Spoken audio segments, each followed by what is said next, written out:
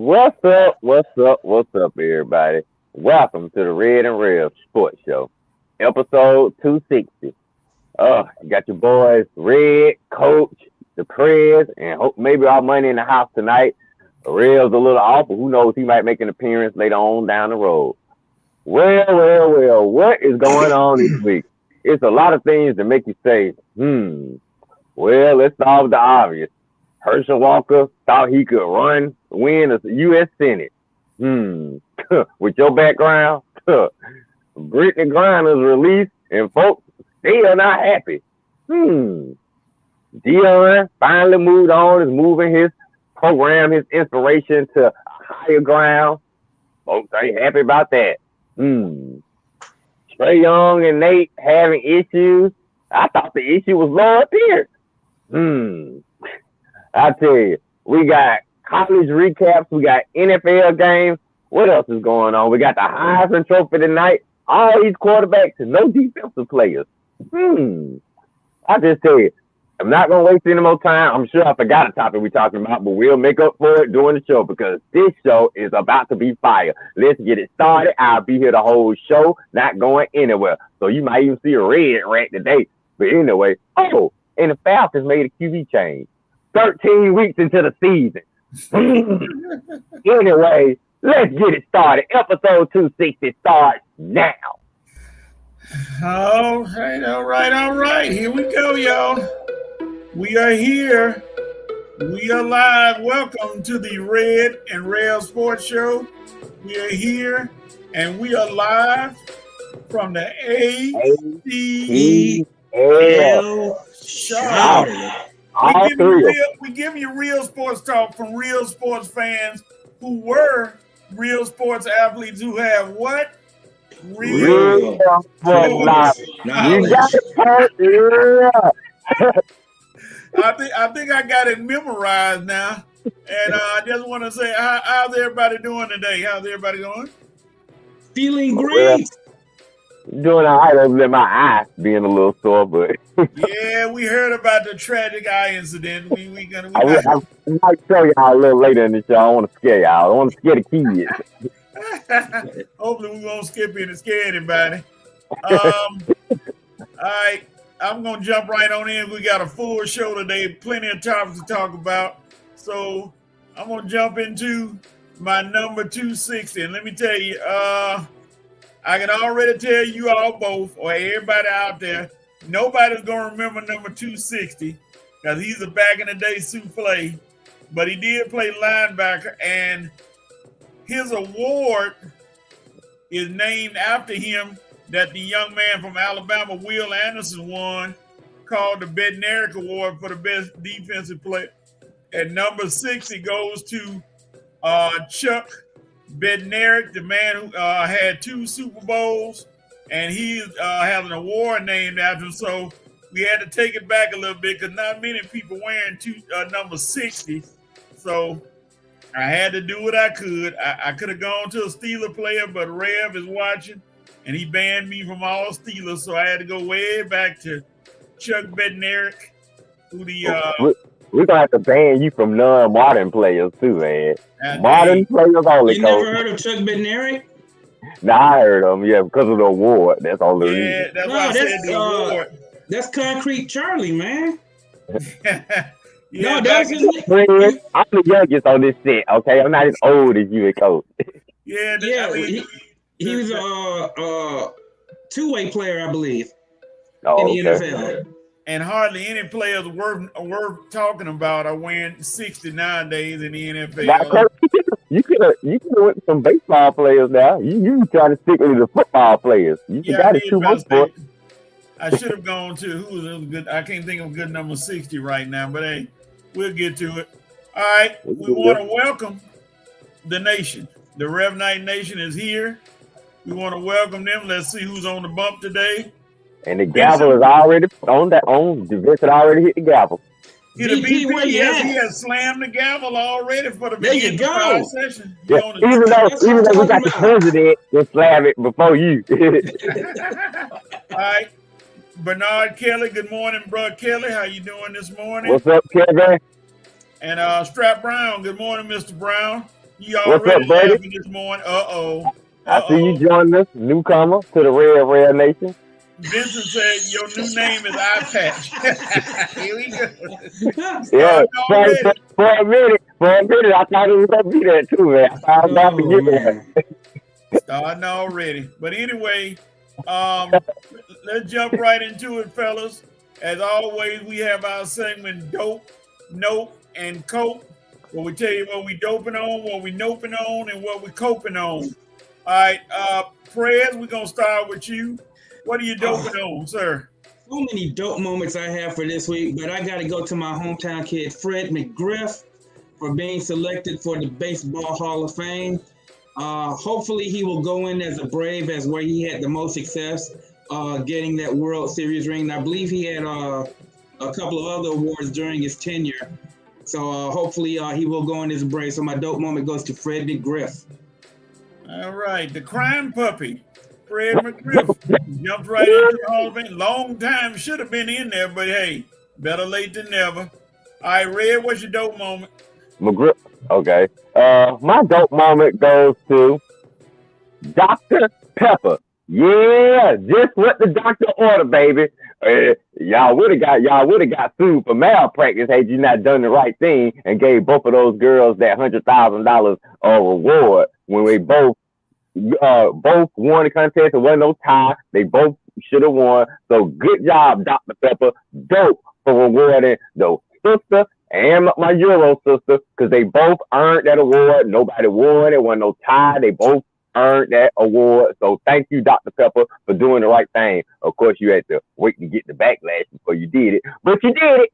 You did it. So I'm going to give you a dope moment, Dr. Pepper, for award. I know y'all forgot that was back last week during the games. I wrote it down then and said I still use it for the show, and I guess nothing else passed it up. So Dr. Pepper, dope for awarding both of those girls that prize money, because boy, the hit you would have taken. I had brothers all over town saying they were going to drink Dr. Pepper no more. All right, Dr. Pepper wins the dope moment. My dope moment goes to Incarnate Word and Sacramento State for the game of the year in college football. If you didn't watch that game last night, my goodness, that was truly a battle. Defense optional, but it was a battle in that cold weather, whatever. But Incarnate Word beat Sacramento State 66-63. And wow. they went back and forth, and that had to be the game of the year, regardless of what division in college football last night. So I give that award. My dope moment goes to those two teams. Was that the highest scoring college game this season? It had to be. It's higher than I think the only one came close was Tennessee and South Carolina, but it wasn't as close. Right. So that one was a battle all the way through. Every time one scored, the other one scored, one scored, the other one scored, and they just went back and forth. Finally, Incarnate Word just outlasted them. So what were the defensive coaches doing that game? Praying. I was just sitting somewhere crying, talking about why somebody need to be fired after that right there. That's ridiculous. All right, Red, what you noping on? What I'm noping on. This is pretty simple right here. Lakers and Hawks. Since Monday, you're combined 0-6. Nope. Kiss my butt, eat or you know what, and just get out of my life. Okay? 0-6 since Monday. Awful week. Both of my teams, you suck. Lakers and Hawks, you suck. Done. All right. Mr. President, what's your note moment? I'm pretty sure we'll talk about it later, but as we all saw last week, the Falcons have found a new way to Falcon. And now he's got this sudden wake-up call to switch quarterbacks. I'm sorry, Arthur Smith, too little, too late. You'll last probably till the middle of next season. But until then, you guys get my note moment. On the same page. There you go, Jane. My note moment goes to Zion Williamson in a way for his dunk, but it doesn't go to Zion Williamson. It goes to the Phoenix Suns. That's a young man who was excited he dunked at the end of the game. Of course, it doesn't mean anything, and you all reared up like y'all gonna go out there and fight that big old 260, 70-pound dude. You Phoenix. Oh, they were decent after the game over that dunk. Yeah, they were ready to go at him. And Oh, so man. they're like, come on with it. If you come at me, it's gonna be painful. And he's waiting on anybody to come across that threshold and jump at him. I missed the highlight. Did his team back him up? Yeah, it was a standoff in the Okay. See, the coaches got in between them because they realized, okay, we got to play each other again in a couple of days, so we don't want to lose anybody. So they got in and broke it up. No fists were thrown, it was close. Okay. But I just want to see DeAndre Ayton, Chris Paul, Booker. Which one of y'all gonna go grab Zion? That's all I want to see. And nobody. I know who won't be grabbing him. DeAndre Ayton, his little soft tissue butt. Yeah, I was waiting to see, but nobody came and grabbed him. So end of that. Yeah, that smoke coat. I need to go back and look at them highlights right there. Oh yeah. Appreciate that. All right, Mr. President, what's your cope moment? What are you coping with? Well, here's my cope moment. When a player retires from a major sport, you can expect one of two things. They'll go out and do something good, or they just fade off into the sunset. But, oh, no, we're talking about Mr. One Terrell Eldorado Owens. Eldorado. Oh, my God. What's up with him now? Mr. Owens, you are 49 years old. We do not need to see you back on the football field. If you have not heard, he is actively campaigning to the 49ers to please let me in, coach. I'm good for third down and red zone. Sir, we don't need that. We have enough train wrecks as it is in the NFL. We don't need to see you back in the field. And also, he is taking on advising OBJ not to sign with the Cowboys because he needs to be on a team with a good quarterback. Ooh. Oh my God! Whoa, T.O. It stands for I don't know. Turn. You have a right to. Yeah, you need a right to remain silent, coach. Yeah. Something I don't know because T.O. You're not gonna be playing on anybody's team. Nobody gonna pick you up, dude. Nobody. Is he 40? You said 49? He's 49. Yeah. He must not listen to a lot of soul music because he would have listened to Teddy Pendergrass telling him think you better let it go. Before you get that TKO. Come on. You gonna dog a team and then tell other teams what they need to be doing and think a team's gonna bring you on, dude. God, dude, you are nothing but a distraction, T.O. Yeah, my cope moment goes to one Mr. Deshaun Watson. That first game back against the Texans didn't turn out the way you wanted, did it, Deshaun? I know you thought you'd come out there and beat the Texans up, but you hardly look like the quarterback of the future for the Browns. And, it's going to be wherever you go, you probably going to get booed. You probably going to get protested. But you better play better than that, or the Browns going to have to cope with the fact that they're not going to even they got an outside chance to make playoffs, but it's not going to happen if you play like that because they will depend on you to come in and start beating teams.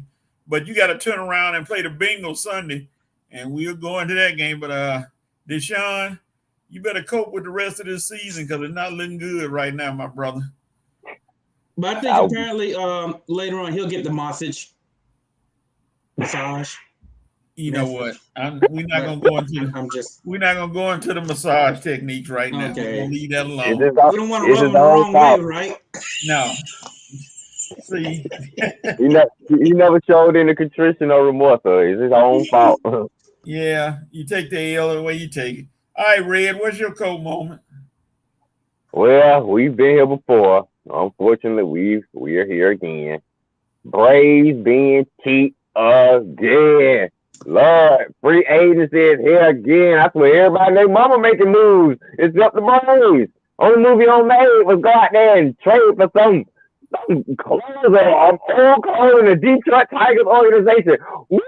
We're so excited. We got Joe Jimenez. Get out of here, man. You got the Phillies making moves. Mets making moves. Everybody making moves. You're not even signing your own guy back. I hear you rejected Dan's $140 million offer. Braves, you are making money. Why are you so cheap? What's $160 million to Dansby?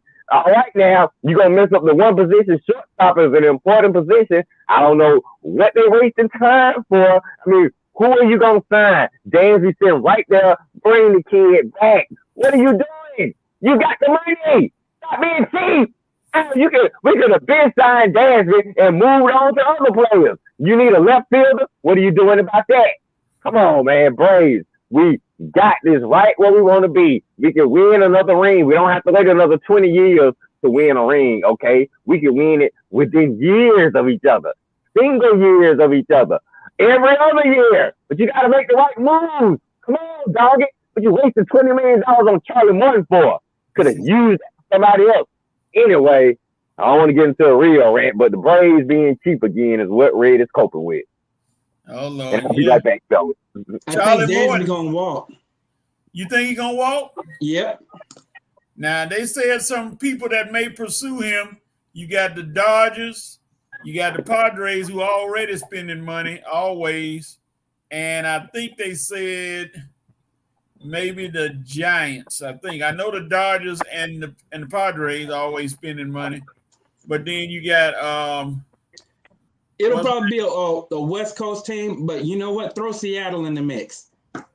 You think Seattle gonna spend? Oh yeah. Yeah. So that could be interesting for them. But you know, Dansby, I'm just wondering what would he sign for? Would he sign for like $25 million a year or what? But because but they're already saying, hey, we got Vaughn Grissom. We'll throw him at shortstop if you walk, Dansby. So we got a plan. I don't know if you want to let him go. Dansby coming off his best year, but hey, we will see. All right, let's see what the nation is saying. I know they wide open. We'll see what the nation got going on. They're dope and open coat. All right, we're gonna scroll back. Good morning, Dante. He said Bednarik, like you said, Perez was a two-way player, a center and a linebacker. I know he played on line somewhere. He was, Dante. He was a two-way player.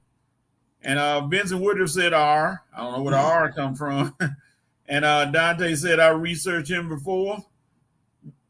VP said dope moment. Coach Prime's coaching staff budget $3.5 million. Hiring 10 coaches, assembling his coaching staff like the Avengers. All right, go Buffs, go Buffs. Then he also said, we're going to get into it. Nope. I'm sorry, let me get Red back in here. Nope. For the sham voting electorate that is hell-bent on backwards by voting for UGA's very own, the MAGA werewolf, Herschel Walker. I can't put a sentence together with coherence words, Walker. Oh Lord.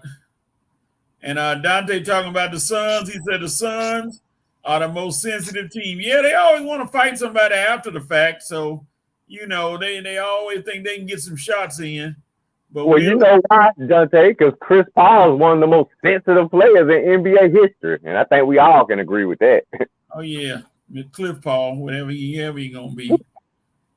The Suns scored toward the end right before that. CP3, I lose more and more respect for that little sucker every day. Zion did that dunk for the fans, which he did.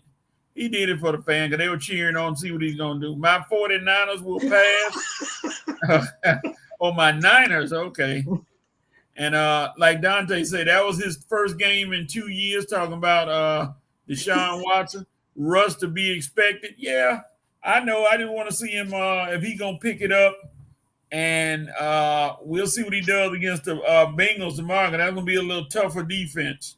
Well, I think he's going to get got again. But I think a real offseason, and then next year when he come back, because they'll have a real offseason, he'll actually be able to practice and work out with the fellas. I think he'll be a little bit better. But this season for the Browns, I think they cook, Coach.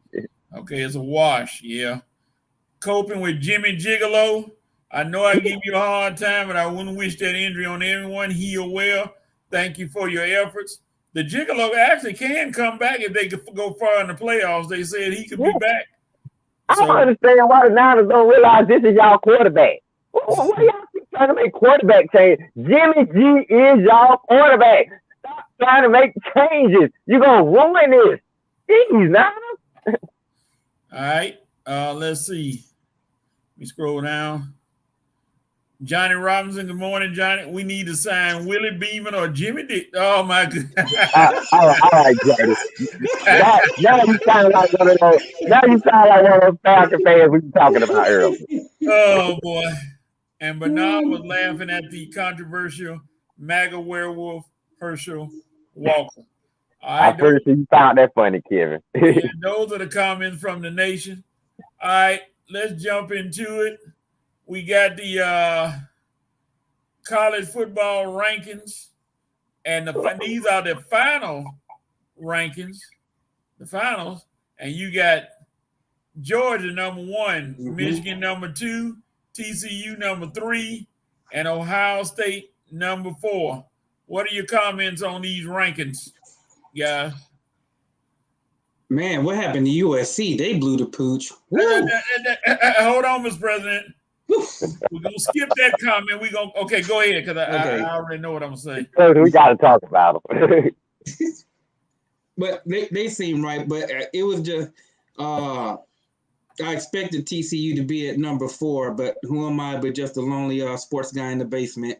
But I expected TCU to get in. They put in a good effort. Red. Like I say, we wanted your team to get in, Coach. I think it would have been a little bit more competitive.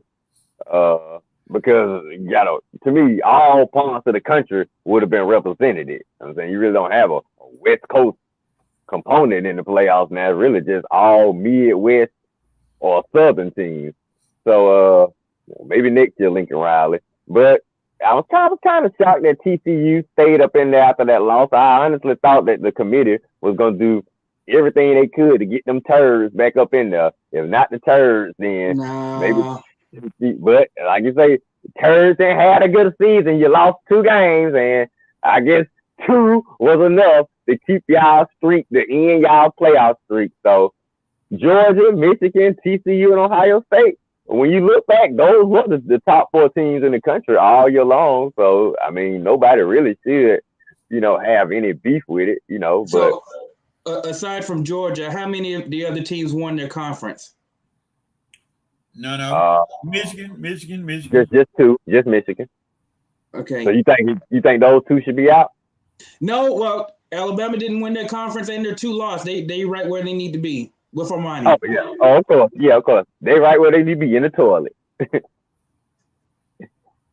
Sorry, man. You're going to come on late trying to talk that Alabama stuff, but we're going to be long past the topic there. And, of course, he'll try to say, I didn't want my team anyway. Right. Had Bama made it, Armani would have came on here jumping up and down. Oh, yeah. Well, look out for us. We lost 2, but that ain't going to mean nothing. Watch out. Y'all know Armani would have came on here talking that confidence. So, I ain't buying it. Bama fans are utterly disappointed that they not in the tournament. So don't let them fool you, y'all. Don't let these Bama fans fool y'all acting like they didn't care about making the playoffs. They care. Oh, they care. And it didn't matter because you're not in. So cry yourself a little river, church fans. But you're not in, okay? UGA reigns supreme in the SEC. Like Rev told y'all last week. It is our time. UGA time. The dog time. Okay. As far as USC, well, USC again was doing a thing, but Caleb Williams unfortunately caught a flat tire. And when he had that flat tire, game over. And I'm going to still fault Lincoln Riley. Even though I'm not mad at him, but I'm going to fault him for not putting the backup quarterback in the game and trying to win the game. Because you basically got Caleb Williams. Huh? Who the backup? I forgot the young man's name. He played 1 game. He was like 12 or 15 for 200 yards, something like that. He would have been. He's a highly rated guy, though? Not really. I think he's like a 3-star. Oh, okay. I gotta remember his name, but Miller Moss. Moss, that's his name. You could have put him in there and at least gave yourself a shot. But when Utah saw Caleb Williams had a flat tire, They blitzed every time, which I don't blame them.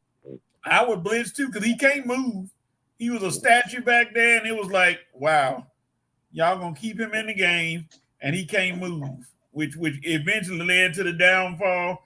USC, Utah caught that momentum, and they just rolled it on because they had everybody healthy. So hey, it happened at the wrong time. So, but hey, now you got to look at these teams.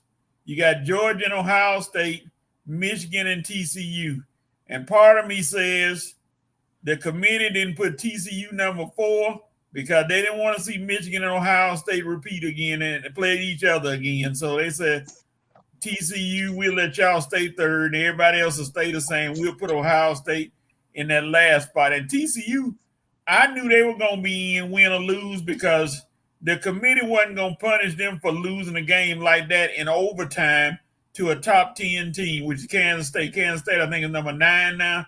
They wasn't going to punish them for losing that first game. Now.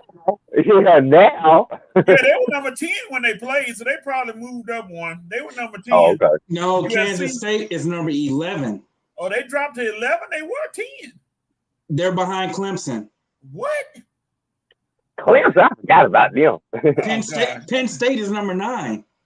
Who? Penn State. Save it, James Franklin get a 9-ranked team. Okay, well. Utah is number 7. Well, Utah should be up there. Okay. That's right. They beat USC, so I knew they were gonna rise up. All right, let me see what USC is at number 8. Let me see what the nation is saying. What they got going on. Johnny Robinson, USC got cooked. I said, Johnny, again, if USC, I want you to tell me, Johnny, and I'm not picking on you. Tell me what the score was when Caleb Williams was healthy, if you would, and then I'll get back to you. Please put it in the comments. Tell me what the score was when Caleb Williams was healthy, and I'll get back to you. All right, Vincent Woodruff, I'm good with these. Like the late, great Mills Lane would say, let's get it on. Yeah, he passed this week. I hate that. He's one of the best referees, and he also did I use one of Red's terms, the critically acclaimed celebrity death match. You had Mills Lane in that too. He's always said, "Let's get it on." He tell him in a minute. He was the referee doing the infamous ear bite fight. Yeah, Clemson and Tennessee playing in the Gamecocks on my daddy boat. Yeah, South Carolina did beat both of them. You right about that. Yeah, your boys showed up late in the season, Vince. What y'all gonna do about the first few games? The boys and I are heading to Jacksonville on the 30th of this month to cheer on his hot Gamecock team as they take on the Fighting Irish. All right. That could be interesting. Make sure you take some pictures now. I want to see y'all down there rooting the boys on in Jacksonville. I like that team camaraderie. True fans. Yeah, the committee got it right.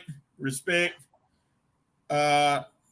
Those celebrity death matches where everything. Yeah, those used to be some funny shows right there. Celebrity my favorite one was Gary Oldman versus Christopher Walken. Oh my God, I love that one. That two psychopaths going at each other. Lord have mercy. Oh my goodness. They set it up like it was so calm at first, and the longer the fight went, the more psycho each one of them got. That was so crazy. That was terrible.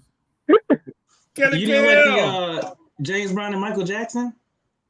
Oh, that was a good one. Yeah. Kelly's in the building.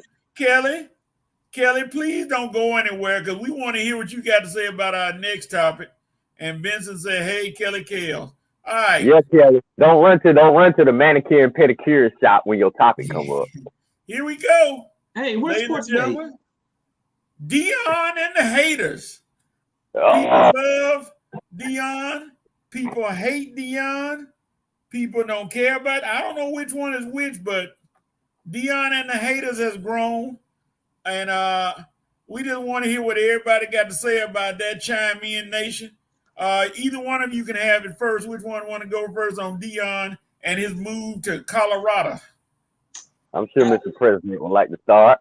Here's my thing, and I want to ask you, Red and Coach, before Deion Sanders even took that coaching job, how often were you actually talking about JSU? Exactly. Uh-oh. Exactly. No offense, I Kelly. didn't even know what Kelly went to school at. So people had to realize, it wasn't the coaching ability per se, but it's the fame that came with it. And that brought JSU to the forefront. But he also dug into his pocket and paid for a lot of stuff to help them get better. And in subsequent interviews, the man said if there were some Power 5 offers, he would be a fool not to take a look at it.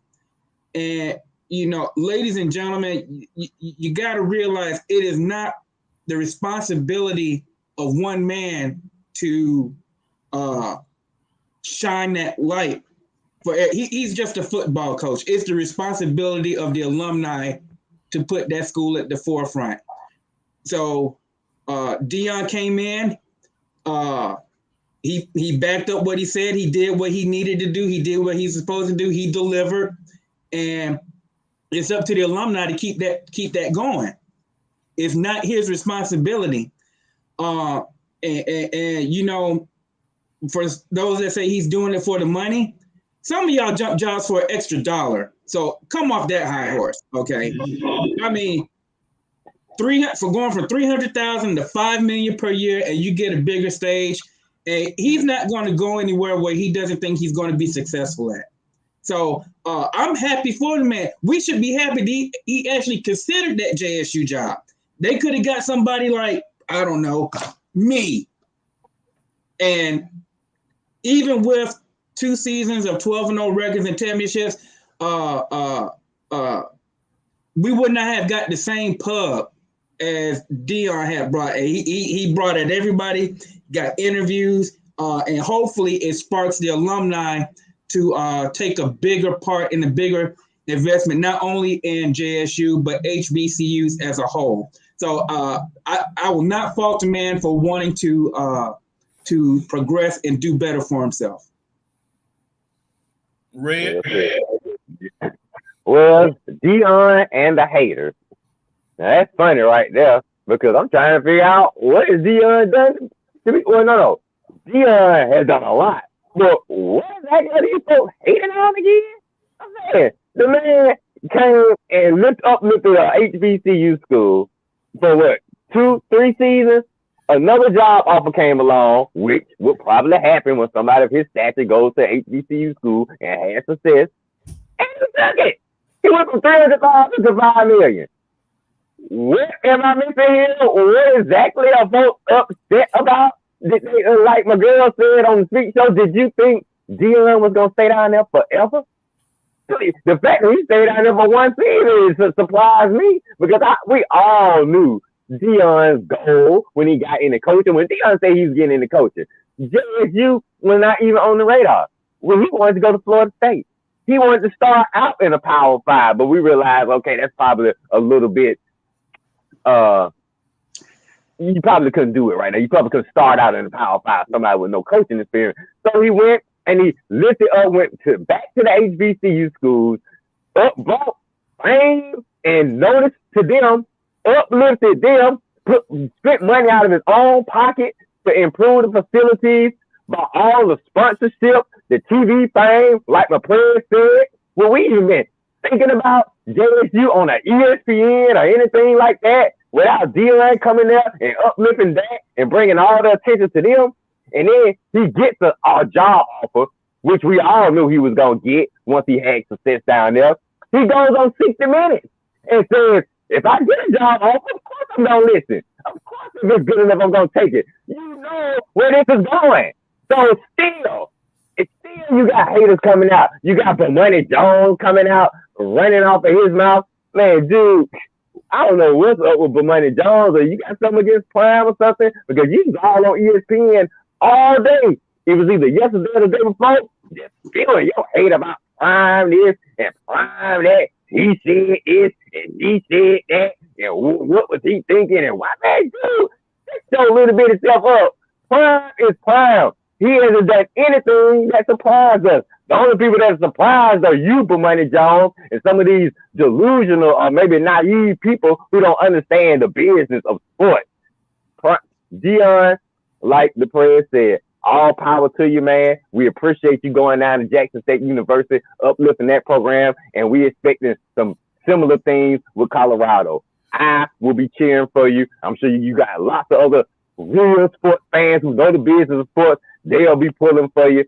And like I say, I got nothing but good things and good thoughts for Coach Prime, praise and Coach. I think he did what he said he was going to do for those 2-3 years. And when another job offer come along, like everybody would take, it ain't a soul sit up here that's gonna be making 300,000, and somebody come with a job offer for 5 million, and you say, "Oh no, that's okay. I don't need that." Sure, you crazy. Like the friend said, everybody, you take job offers every day. You get promotions. You go from a certain salary to a higher salary. Everybody knows that's the business of life. That's America. That's capitalism. Okay. So, Dion, much power to you. All the glory to you.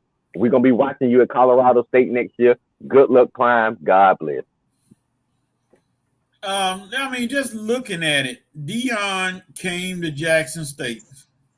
Jackson State was having a few problems. Not a lot, but a few problems.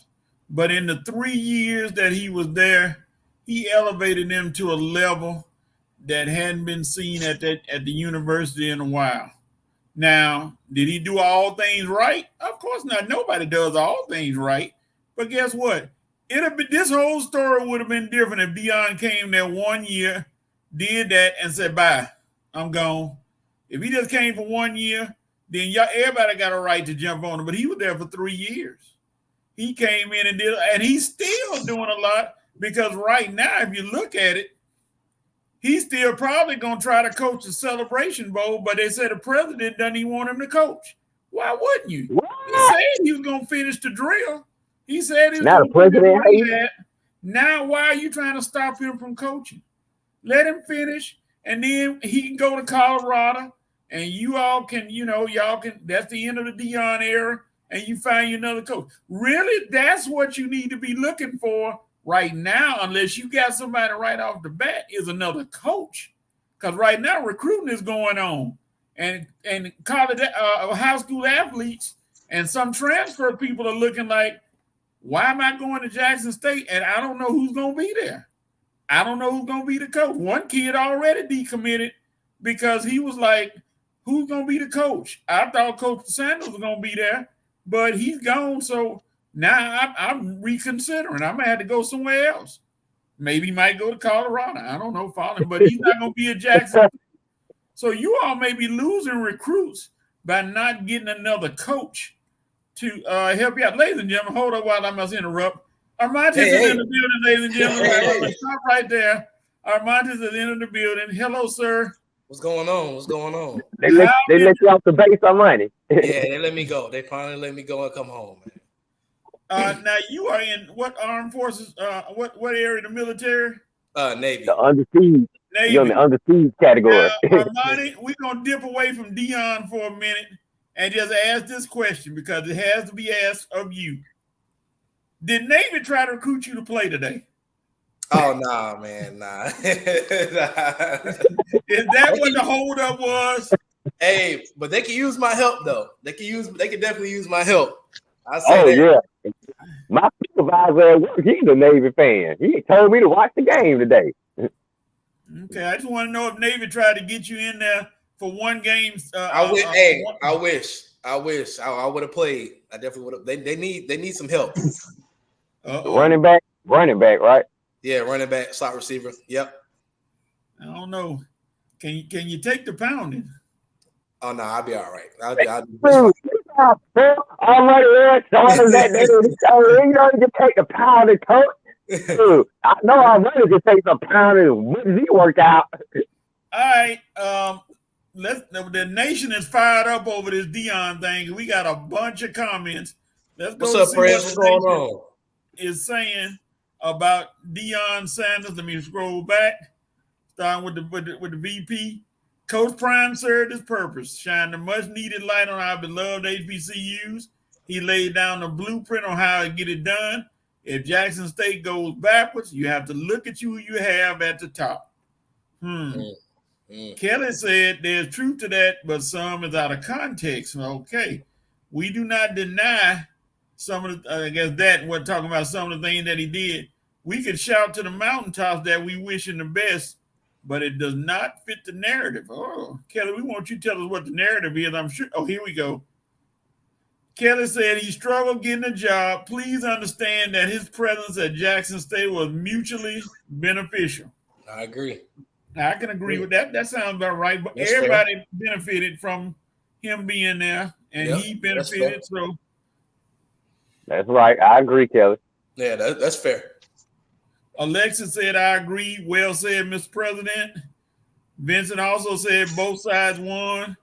Dion got his experience, and Jackson State and the other HBCUs got their exposure. I agree, Kelly Nicole. The experience was very mutual. All right. And Kelly putting a bow on it. We never expected long term. We just don't like the slander on the university. He left because he wanted to leave. Jackson State didn't push him out or have any reason why he left. I can agree with that. Jackson State didn't. He left on his own. He left on his own terms. That's right. He left on his own terms. They're pushing him out now for the Celebration Bowl. Yeah. Good morning, fellas. From Jerry Martin. I have to make a ride to Candler Road. I'll try to rejoin y'all. I love prime time. He loves some prime. Be safe, Jill. You're going on the east side now. Vincent, I'm going to miss the interviews with Coach Prime and Rob J. Yeah, those two had some classic back and forths together. Rob J. might sneak to Colorado. Who knows? You never know. He might tiptoe up there. And Kelly is really saying the only thing I don't like is the university receiving negative press for a decision that he made. We ain't even mad. Kelly, I might have to dispute you on that. Y'all ain't, some of y'all not mad, but some of your fan base, they took the job from the baby because they doing a lot of crying. Some of them are. The baby don't even have a job anymore because they crying more than anybody. So, I don't know what Bamani Jones with, but he leading the crying. Yeah, he is. He is coaching. The president didn't say that. A lot of people are just spreading lies and rumors. Okay, he is coaching Celebrating, which I thought, and I'm gonna get to something that had me laughing about Dion, and that people forgot in a few minutes soon as I finish these comments.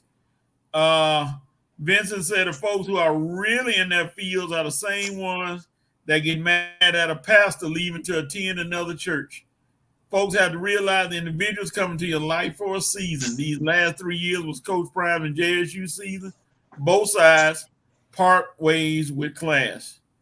All right, Jerry must have made it to Candler Road because he said there needs to be more guys with a big name, good reputation, and cachet to help a HBCU sports program.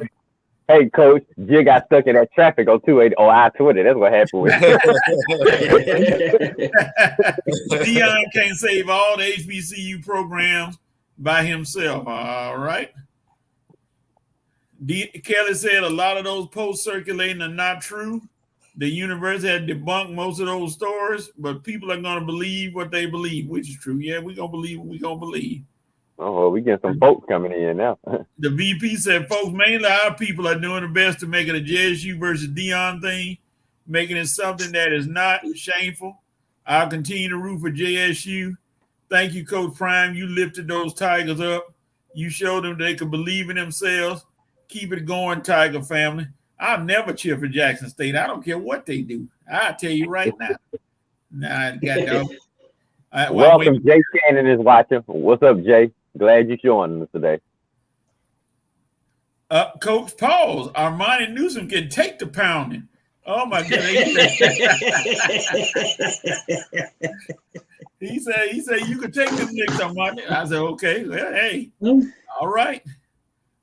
Alexis said he's gonna get booed out of the building if he coaches the Celebration Bowl. That's why the president doesn't want him TOO coach too. We're gonna worry about that. But I mean, it's selective right now. And he said, "What's up, Lieutenant Sonar?" Vincent said, "You know, he got to jump in." And Kelly said, "I agree with Coach that a decision needs to be made whether the university is going to introduce an interim coach or not.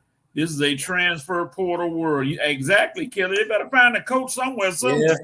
because they're missing out on a lot of people that want to come. But you sitting back, nobody's coming to your home like Prime did, and nobody. I mean, right now they don't know who the coach is, and kids are like, they ain't got no coach. I don't know who it's gonna be. It may be somebody I don't like, so I'm not going there right now. May change their mind later. All right. Let's see. Jerome K said, "Congratulations, Coach Prime." Kelly said there's some disappointment on how he left, not the fact that he left. That's interesting. Vincent said, "Jerome, you know the routine. Pick up the dictionary on the way to your seat. That is all. Love you, bro. Glad to see you." All right. Oh, here we go. Oh, Jay Shannon said, "What's up, Red?" Red, you know Jay Shannon? All right. Yeah. Join us. Glad to have you, brother. Kelly said, "I was disappointed because I didn't like how it went down at the championship. That doesn't mean we get dragged by the university. I don't like that people imply that JSU was a down and dumb school before Prime's presence. Now, I know SWAC football. Jackson State wasn't a down and a dump. They struggled a bit like everybody, but they wasn't that bad. So I ain't gonna say now Dion elevated them, but they wasn't as bad as people say. I agree with you, Kelly. Dante, is he not supposed to take a promotion? That's his career. He earned the right to move up, which he did. Yeah, everybody. Jay said Coach Prime did everything he said he was going to do. The players had no issue with what he did. Others shouldn't either. That's right. Dante said, I want him to stay at JSU, but I can't get mad at the fact he bettered his career. That's literally what you're supposed to do, no matter the profession. Kelly said Prime said he's coaching the Celebration Bowl as university constituents. We have not heard otherwise. He will get a standing O. Maurice Throw said, good afternoon, everyone. And now, Maurice, what'd you say, Red? I'll say, what's up, Maurice? Okay, let me get to some that some people had a problem with. Now, I think it was Thursday of this week. They had the press conference for the Celebration Bowl. Dion was not there. Now, his assistant coach was at the press conference while the other team, North Carolina Central, had their head coach. So people were saying something. They asked, where was Coach Sanders? And the assistant coach told him, he's practicing with the fellas right now. I came in his place. He's trying to get practice going on, blah, blah, blah, blah. Later on that night, if you all didn't see it, Dion appeared at a Colorado basketball game where he came in there. Everybody was looking and cheering. And they were like, okay, how is he practicing, kids? But then he shows up at a Colorado basketball game. And the announcer at the game said something funny, which I just died laughing at. He said, ever since Dion walked in the building and sat down, Colorado scored 17 straight points to take the lead. I said, dog, they got the effect going in the basketball game. He walks in and they start scoring. And some people did not like that. They said, how is he going to be coach practicing kids in Jackson? And then he's going to Colorado. And I just casually told them, they have since the dawn of this century invented airplanes. And airplanes can take you wherever you want to go in a short period of time. So what was wrong with him after practice, getting on an airplane, going to Colorado, going to that game, and then that night getting the rest and going back to Jackson on Friday? I mean, the game is not until next Saturday. It's not today. The game is next Saturday. So he has time to still do what he wanted to, but some people are up in arms about that. If you're going to go to Colorado, stay in Colorado. I'm like, oh, my gosh. Yeah. I said, you all are taking this too far. What was this press conference? Was that Wednesday when he showed up at Colorado? Thursday, I believe. Thursday. Yeah, because Colorado was playing Colorado State. And as soon as Dion walked in the building with his shades on and his hood over his head, everybody like, there he is. That coach, yeah. They hollered and But screamed. his was telling how many people knew that Deion Sanders was the fourth consecutive African American coach at Colorado. Uh-oh. None. Because I had one guy say he was the first coach to ever black coach to coach at Colorado. I said, oh, Lord, you missing No, sir. They had Georgia's old coach. Mel Tucker. Yeah. Yep. Tucker was there. The one that just got fired was African American. Yep. So they love brothers in Colorado. Yeah. The only FBS school to pull that off. Yeah. Let's hope that the players don't get and red cover years. Oh. I hope the players don't get Kobe eyes. Stop it. Because you know the potential is there, so I ain't gonna say that. I'm gonna leave that alone. Boy, they know better. They know what the goal is. Okay, boy, the I'm nation is still hot mad about at Kobe for doing that. Yeah, the nation is hot about this. Let me go back. There's some more comments. Whoa. About what? Oh, this topic. Did folks watch the Q&A that Coach did with his team and his staff? Mad respect. That's Vincent. And Jerome said, "How we told the Colorado boy they need to leave." Yeah, we're gonna go back to that, and I want to hear y'all's comments about that. How was Coach Prime supposed to leave? I guess another. I don't know. Dante said people are mad at how he left. Then be mad at almost college coach that left their respective program the same way. You got PWI, Private White Institute coaches leaving and don't even try to coach. They leave and they gone. He at least sticking around and come back and coach, because when they leave, they're done. Hey, they didn't pull a Petrino. Oh Lord, leave a note in the lock, notes in the lock, because we're not gonna talk about Bobby and his little Falcons. Oh my God. And Kelly said he was in Colorado. Yes, he was. Vincent, wait a minute. Vincent, if Coach Prime get booed at a game, it'll be an embarrassment all around. CNN, ESPN, UPN, everybody will jump on it. It's going to be bad. Let's keep it classy, folks. Well, I don't think they're going to boo him. I don't know why, because if they boo him, here's what I'm going to say about that. If they boo Deion, I will wait till after the game and get all my uniforms and take it with me to Colorado. God dog, y'all want to boo me? Give me my uniform back and wear what you've been wearing. That's what I do. Since you want to boo me, I'm taking everything that I gave y'all and help y'all to get back and see how you boo me in. Okay, because team meeting, yeah, I know. Maurice said what you said, Red. I'm gonna need Bomani Jones to shut up and stop hating on Coach Prime. He did all that he said he would do when you were one of the doubters. So what's the problem? Yeah. Yeah, dude, he came out real bad looking. Yeah, take Umar Johnson with you while you're at it.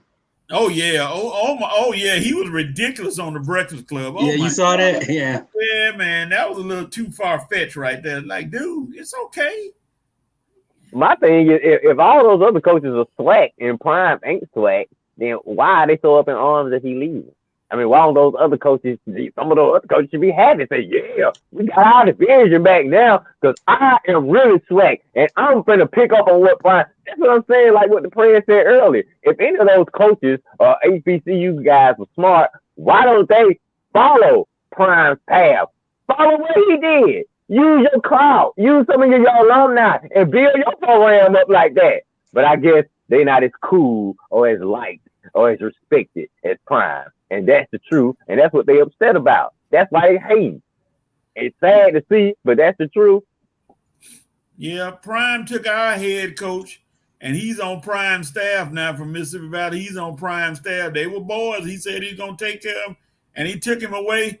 And guess what the Valley State people did when our coach Vincent Dancy left? Congratulations, coach. Good luck in Colorado. Blah, blah, blah. We ain't have nothing to say because you gotta get another. We concentrating on get another coach, which we already done right now.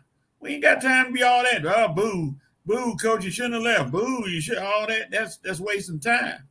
Mel Tucker left, and we didn't waste time. We replaced him with another defensive coordinator right away. Move on. You move on. And he was a good defensive coordinator for us. Okay. Jerome Case, this Kelly, I just thought it was a bit tacky to leave right at the end of the championship, but we were just concerned about the team. If the team is cool, then we cool. It was just emotion when it first happened. Now, after speaking to folks, I realized that apparently stuff like that is normal. And I Yeah. guess, yeah, what he was doing was he just hopped on a helicopter, plane, whatever, to get to Colorado for the press conference the next day. It may have looked kind of bad, him jumping on there and leaving right after they win a SWAC championship, but I guess the man said, I got to get to Colorado and do the press conference, blah, blah, blah, blah, blah. Vincent, there's a family show, so we're not going to repeat what you said. No. Family show, Vincent. No, sir. Can we talk about the fact that Coach Prime had the opportunity to create a viable coaching tree? I guess that remains to be seen how the coaching tree looks. I guess it depends on what they do after they leave him. Because right now they just starting with him. Some of them were already on credible staffs. I can't believe, Armani, this is for you, that they were able to poach one of Nick Saban's guys from coaching. Mm-hmm. I'm stunned at that he was able to get away from Nick Saban, which is. We talk about Dion now. Dion brings that aura.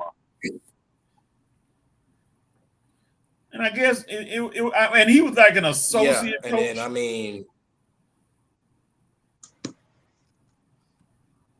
he was like an associate coach. But I mean, a lot of of our assistants that go in, they get better jobs than what they are. I mean, you know what I'm saying? Like head coaching position, they get higher jobs than what they are here, what they are at the University of Alabama. So I mean, it's no surprise. It's fine. It's cool.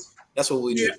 And I figure a lot of coaches under Saban go on to coach somewhere else or be coaches. Hey, so I guess Nick, like you said, he gonna replace him with somebody else real fast. It won't take long. I mean, honestly, if somebody wants to be mad at a coaching situation, Jeff Saturday, come on, y'all, really? We're not gonna dip back to Saturday love. We're not gonna dip back to him. We're gonna leave that alone. Be mad at that. Oh boy. Kelly said, we have been encouraging our fan base to not boo. We can't control people in the fan base because there were people that hopped on the bandwagon when he came. Yes, they did. Yes, they did. They did hop on the bandwagon. I wasn't one of them. Boo Jackson State. Boo. I'm not going to leave that alone. Don't be a hater, coach. Come on. I'm trying not to. Y'all have to realize black folk going to be black folk. Uh-huh. I agree. Jerome said, look at how Brian Kelly left Notre Dame. That was crazy. Well, the only thing crazy was Brian Kelly trying to speak like he was from Louisiana. That's the craziest thing. Him trying to have a Louisiana accent when you from straight up somewhere else. Like, dog, don't do that. Don't do that ever. Please don't. That was terrible. Trying to fit in. Nah, don't do that. You can't. You're gonna lose them like that. And I wanted to just say yeehaw. And down there give you some old boudin and whatever. Man, bye. I know, Kelly Nicole, I'm hoping folks keep it classy. You can't control some ninjas. Unfortunately. Yeah, you really can't. So I'm gonna watch that game just for the somebody getting a call. It's the prayers one of his latest topics. Is that the Oh. Prayers, right. Tell your ladies you working right now. Armani, answer your door. Umar lives for these ninja moments. He's still taking Cash App donations to build that Phantom Academy in New York. Yeah, you might not need to say nothing, Mr. Umar Johnson. You're a little on the outside, being ignorant. And then Maurice followed it up. Umar Johnson needs to explain why it's taking 11 years to build this imaginary school he was talking about. Yep. Yeah, I used to like Dr. Umar Johnson, but he's Sometimes you go outside and try to get publicity, and you don't need to get publicity, and just keep your mouth closed and keep it to yourself. And I think sometimes he goes to that direction. Let's see, Mississippi Valley handling that. Well, we ain't got no choice. We find it good. Red Rose, them coaches don't know how to build a program. That's why you're seeing what you're seeing. they worried about who SWAC instead of building their program. Yeah, that's a little too much. Are you SWAC and all that stuff? Coach Dion knew the portal was opening on that Monday, so they had to make the announcement before then. Exactly. He had to make the announcement, and he did that twofold. He was doing that for Jackson State's sake and for his sake. He went and got the job and said about the portal. Then Jackson State should have been trying to find a coach to come in there and take their job, so the kids that's coming in would know, hey, we need to find us a coach. And right now, y'all behind the 8 ball. Right. It's like they stopped doing business when Prime left. Business still goes on. Yeah.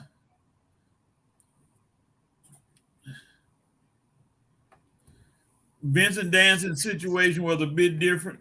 He finished the season and resigned. Yeah, he did. And that's the coach of Mississippi Valley. He did because he knew him and Dion had been in contact with each other.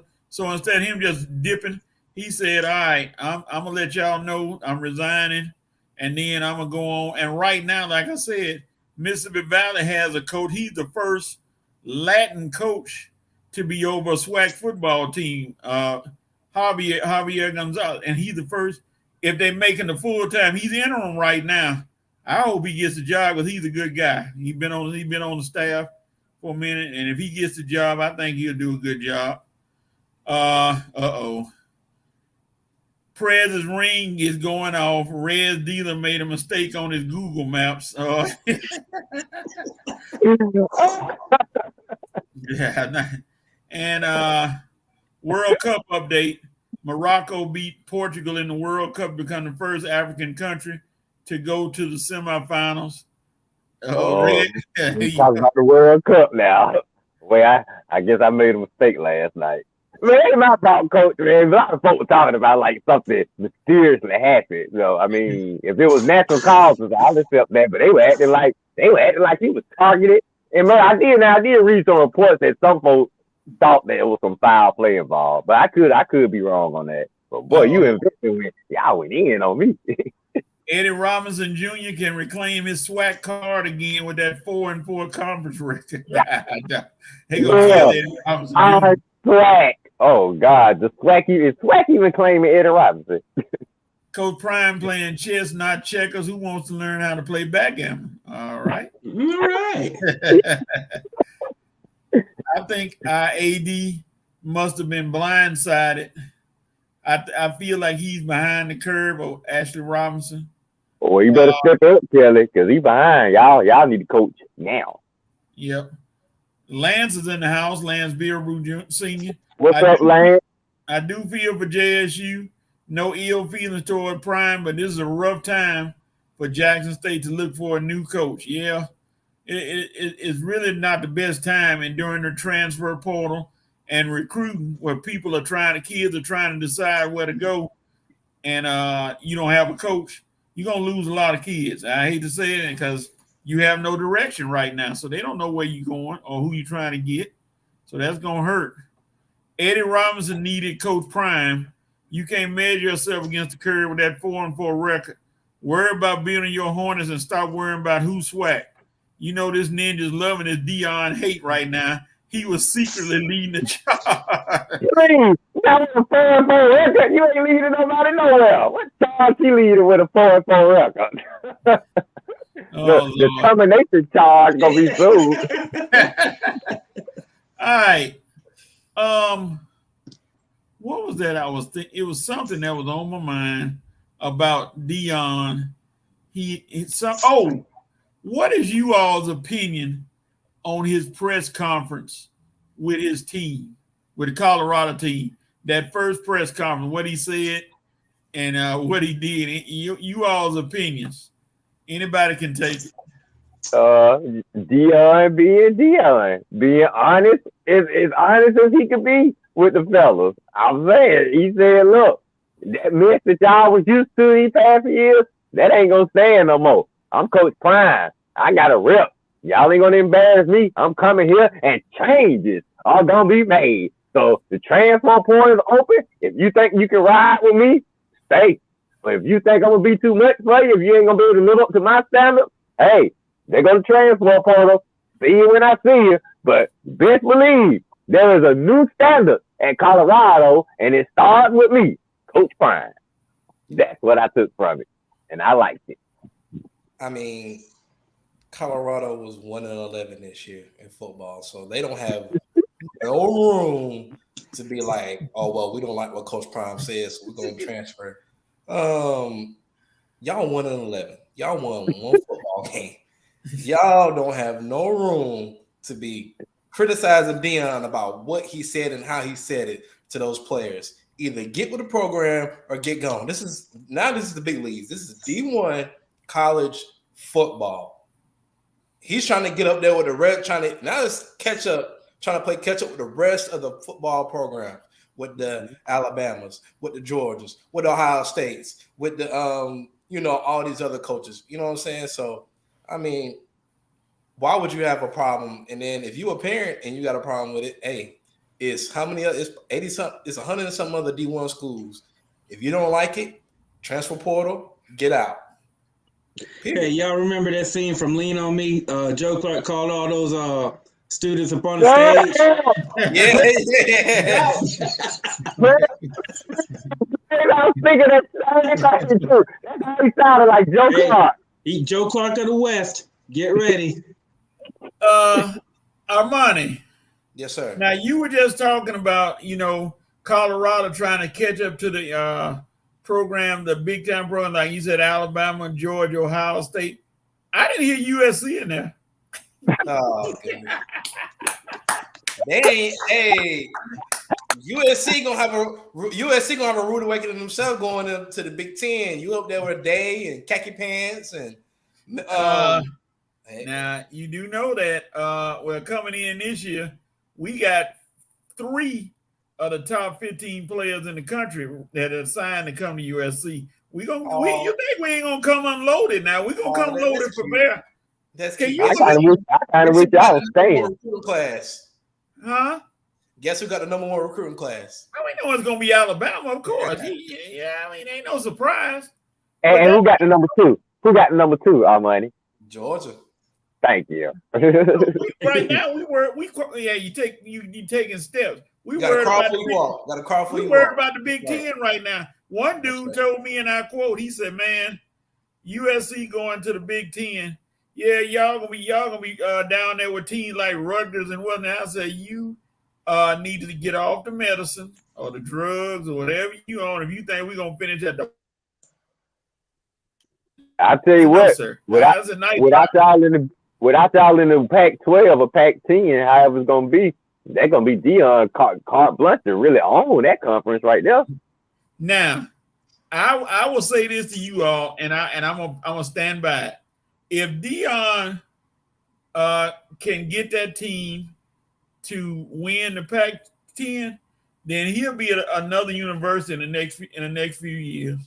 Probably Florida State. He wants Florida State bad, and I think he was going there. If they hadn't done so well and they didn't keep the guy they got now, he was going to go to Florida State if that job was open. He was dead set ready. When Colorado make the playoffs in 2 years, when the playoffs expand to 12 teams, and Colorado make the playoffs, trust me, he'll be getting ready for a Nick job because he gonna get Colorado to the playoffs. So, I think that's his goal right there. Like, man, when the college football playoffs expand in 12 years, I want my program ready because I want to make a playoff push. I bet that's in Dion's mind right now. He's not worried about the next season or maybe the after that. But when them college football playoffs expand, best believe the goal for Prime that season is to make the playoffs. So when does the 12-team playoff go into effect? 2024? Not this season, but the year after. 2024. Okay. This thing with Dion continues. Here we go. Some more comments. All right, y'all. We got to get some other topics now. We don't want to drive our fans away. Let's see. We'll be the Dion show right here. He said, Vincent said he even gave the Colorado players a chance to ask him questions. He said that he was going to try and make them quit during the spring. He says it's a shame they're having this speech and not preparing for a bowl game. Change is on the way. He said, I'm coming. I love it. All right. We on the same page, Vince. Maurice talking about now you need to mention the current Pac-12 champion Utah. Ooh. Well, Maurice, check this out. We won't be mentioning the ACC champs and putting Miami behind it. Yeah, same positive say. You won't be mentioning the U. Now, the U, you gonna turn that Utah is the U, and y'all got it upside down like a horseshoe that you can't throw. Nice. Uh-oh. Colorado's about to have a theme song for Coach Prime playing when he enters a sold-out stadium. Not a sold-out stadium, a sold-out stadium. Oh, Lord. Y'all typing too fast. Get ready to get clowned, Jerome. Here come Vincent coming now. Coming Lance for you. Jr., Senior, I can call him Junior. He films everything. Sometimes it doesn't work to his advantage. While folks were slandering JSU, a lot of things were debunked because we had receipts from his films. Okay. Then okay, they said that already. She said that again. All right. Coach Prime makes a win out of Colorado. Bye-bye, Dion. Hello, Florida State. His ultimate destination. Yeah, pretty much. You don't think so, Armani? Nah, I mean it could be, but I mean if he does good at Colorado, he'll probably go. He might go to FSU, but I just if it's an opening. Yeah, that's what I'm saying. If it's open, but it was gonna be. You see that program? Oh, it's gonna be an opening. FSU is not looking good at all. If Florida State didn't pick up and start winning this year, that opening was gonna be this year, and he was gonna be jetting right there and saying, "Hey, here I am." Let's see. Colorado will be another stepping stone for him, even if he only gets 6 wins a season. If he gets 6 wins a season, considering where Colorado been, they might. He'll be a god. Yeah, he might be AD. After he might be over all the program, 6 wins a season. I don't think they won anything since Cordell Stewart. Ooh. Oh, have mercy. That was a long time ago. Hey, it's been that kind of program. Dion got a lot of offers, but him and his son are a package deal. A lot of deals fell through because they didn't want Shedeur to be quarterback. Now, let's stop right there.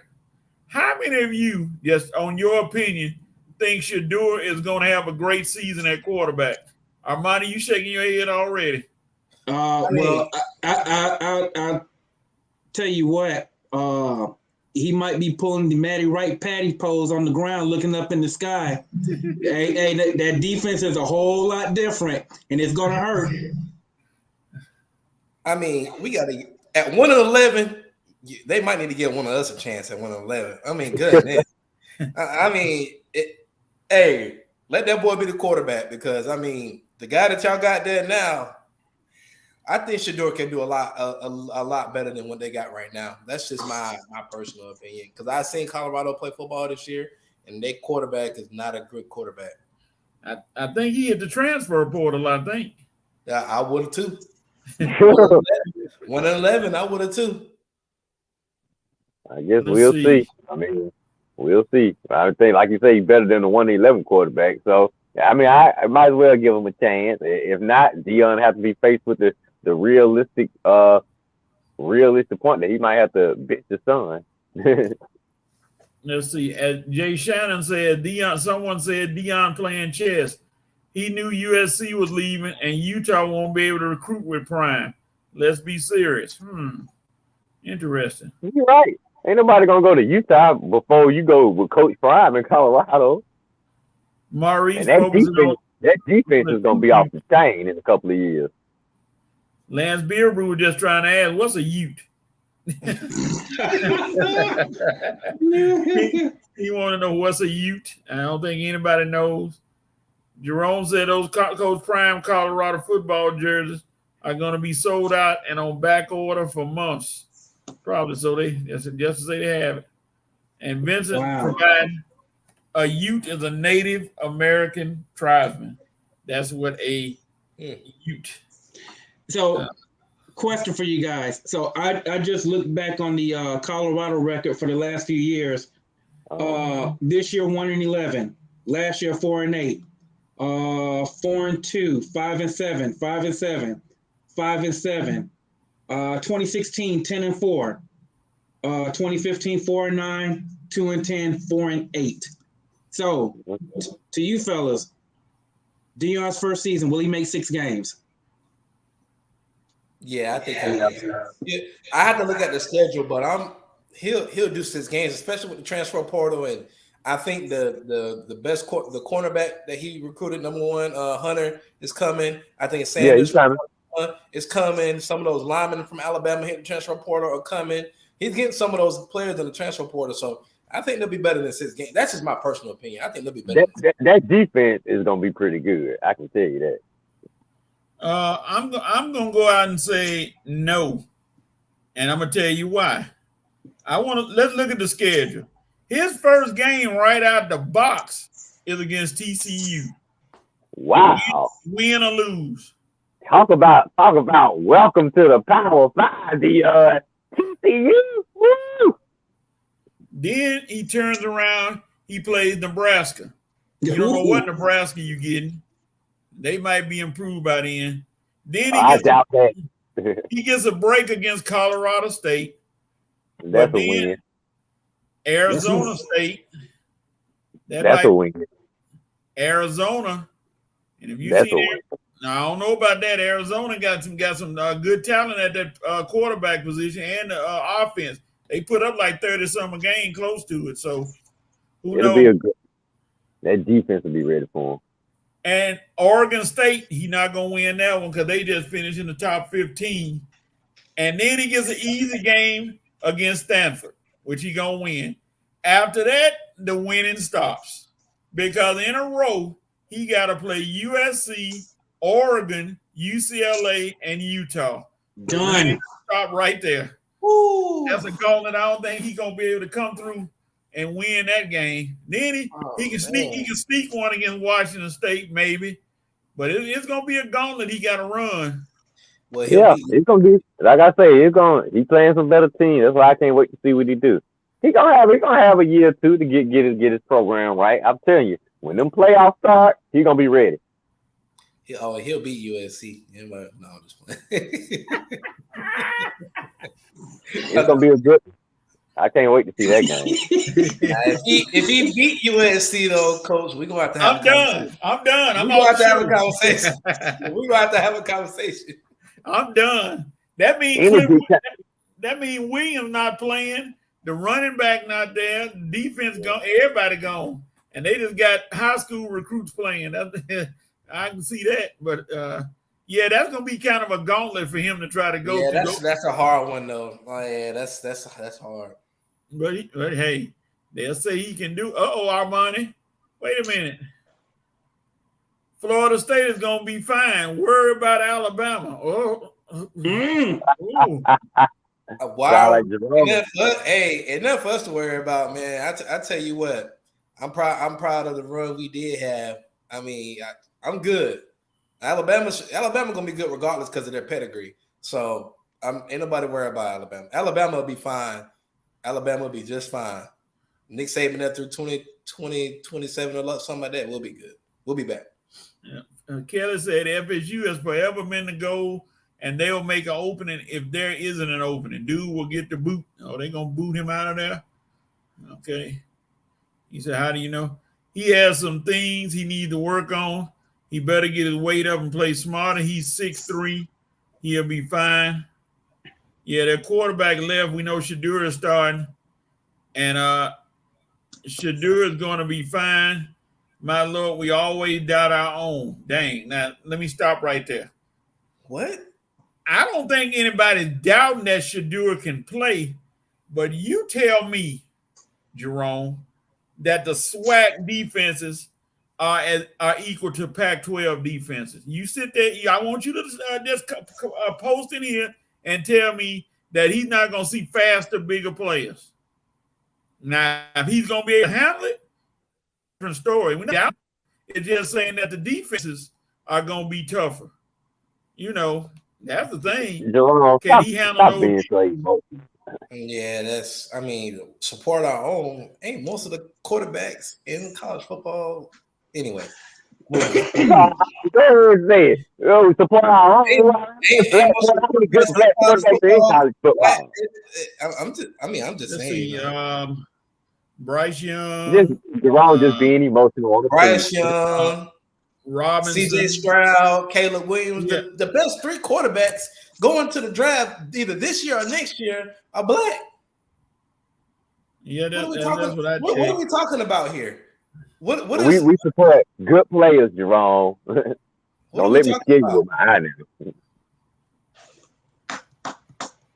I They just don't. win. I don't see what he's talking about in regards to that. I told you, Jerome just looking to preach, man. He ain't got nothing to preach about. Just They trying to win find. 6 this season. It's the Pac-10, and he bringing dogs in there. Okay, let me go back. I guess I'm in the minority. I don't think he's gonna win 6 games. I guess I'm in the minority. We start out with TCU. That's a loss. Nebraska. I don't know. That might be a presidential upset special for me. I don't think you're gonna put that one out there. Not his first year. Maybe next year. You have that. Colorado State is a win. Arizona State could possibly be a win. Stanford, since they don't have David Shaw is gone. That's 3 wins. And Washington State, maybe. Because you're not beating USC your first year. You're not beating Oregon. You're not beating UCLA. And you're not beating Utah. So right now, I only got 3 wins. And Vincent, tell me where those other wins are coming from. And Jay Shannon said the same thing. Yes, he'll get 6. They play TCU first game. That'll be the test. Kelly said he would definitely win 6 games. Pac-12 is not that solid. Really, Kelly? Ooh. The biggest competition is Oregon, Washington, and Washington State. What about Utah? What about UCLA? What about USC? What about Arizona? What about those teams? I guess you said it don't matter. Let's see. And they already said you're going to choose Colorado in the upset against TCU. And Vincent already said it. And Hey, Kelly remember what said, happened last week? No, it's gonna be some folks. people of the Pac-12. And Vincent, yeah, they may go 0-4 and 1-3 in that middle stretch. You know, they're not leaving next year, Kelly. They leaving in 2 years, not next year. They are. They're going to the Big Ten, Kelly. Just not this year. Lance said they may squeak out 6 wins, but those Pac-12 games will be shootouts. I'm still in the minority. I'm still trying to wait on y'all to tell me where those 6 wins are coming from. I don't see it. 4 and 2 possibles. Yeah, you got a spades hand on. Let's see. How many games? 1, 2, 3, 4, 5, 6, 7, 8, 9, 10, 11, 12. So that means, let's see, TCU. Okay, y'all, who thinks he's going to beat Nebraska?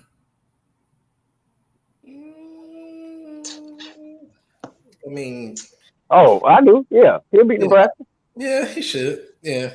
All right, they said that's one. I got him losing until he get to them last 4 with the exception of Washington State. Got that one. Arizona State. Got that one. That's 3. Arizona. Okay. 4. That's impossible. Yeah. Oregon State. No. No, he ain't gonna get them. Stanford. That's impossible. 5.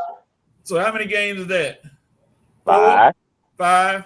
5 for me because I picked them against Nebraska. And then UCLA, Utah, Washington State, Oregon. You're gonna get Washington State. That's 6. You think you're gonna get Washington State and they just beat Washington? That Washington State and Washington are rivals. Washington State, they ain't rivals with Colorado. I prime from catching slipping. I'm saying Washington State will get up for Washington. Are they gonna get up for Prime like they get up for Washington? We'll see. But see, the thing I look at is if he can take a 1-12 team and win 6 games, then they're gonna make him coach of the year. I just don't see him winning that many games with a new staff, new team, too many new parts coming. And I just don't see them winning that many games. You got a lot of new stuff. Now, after this year, then all bets are off. I mean, next year, after next season, all bets are off. Because one, you got USC and UCLA bye-bye. That's two people gone. And then you got those teams that are going to have to be replaced. But I'll make this point. If Nebraska let Georgia Southern beat them, anything is possible. I'll take that run. Well, I think I got to beat Nebraska. We probably need to move on though to another topic. Yeah, we don't have about an hour and a half on Dion. Y'all count. Yep. All right, we're moving on. The Dion watch is over, everybody. So no more comments about Dion. We're gonna be talking prime for the next few weeks. It's gonna stay a hot topic. So we'll bring them up again. Yeah. So enjoy the prime tizzle comments. All right, ladies and gentlemen. Finally, after much discussion and much debate, don't say it. I can't believe it. It's halftime. It's halftime. So we're gonna take a pause for the calls, and we shall return in a few minutes with the rest of this show. We went a long time, but we'll be back. That's the fake Dion hair. Get my chocolate.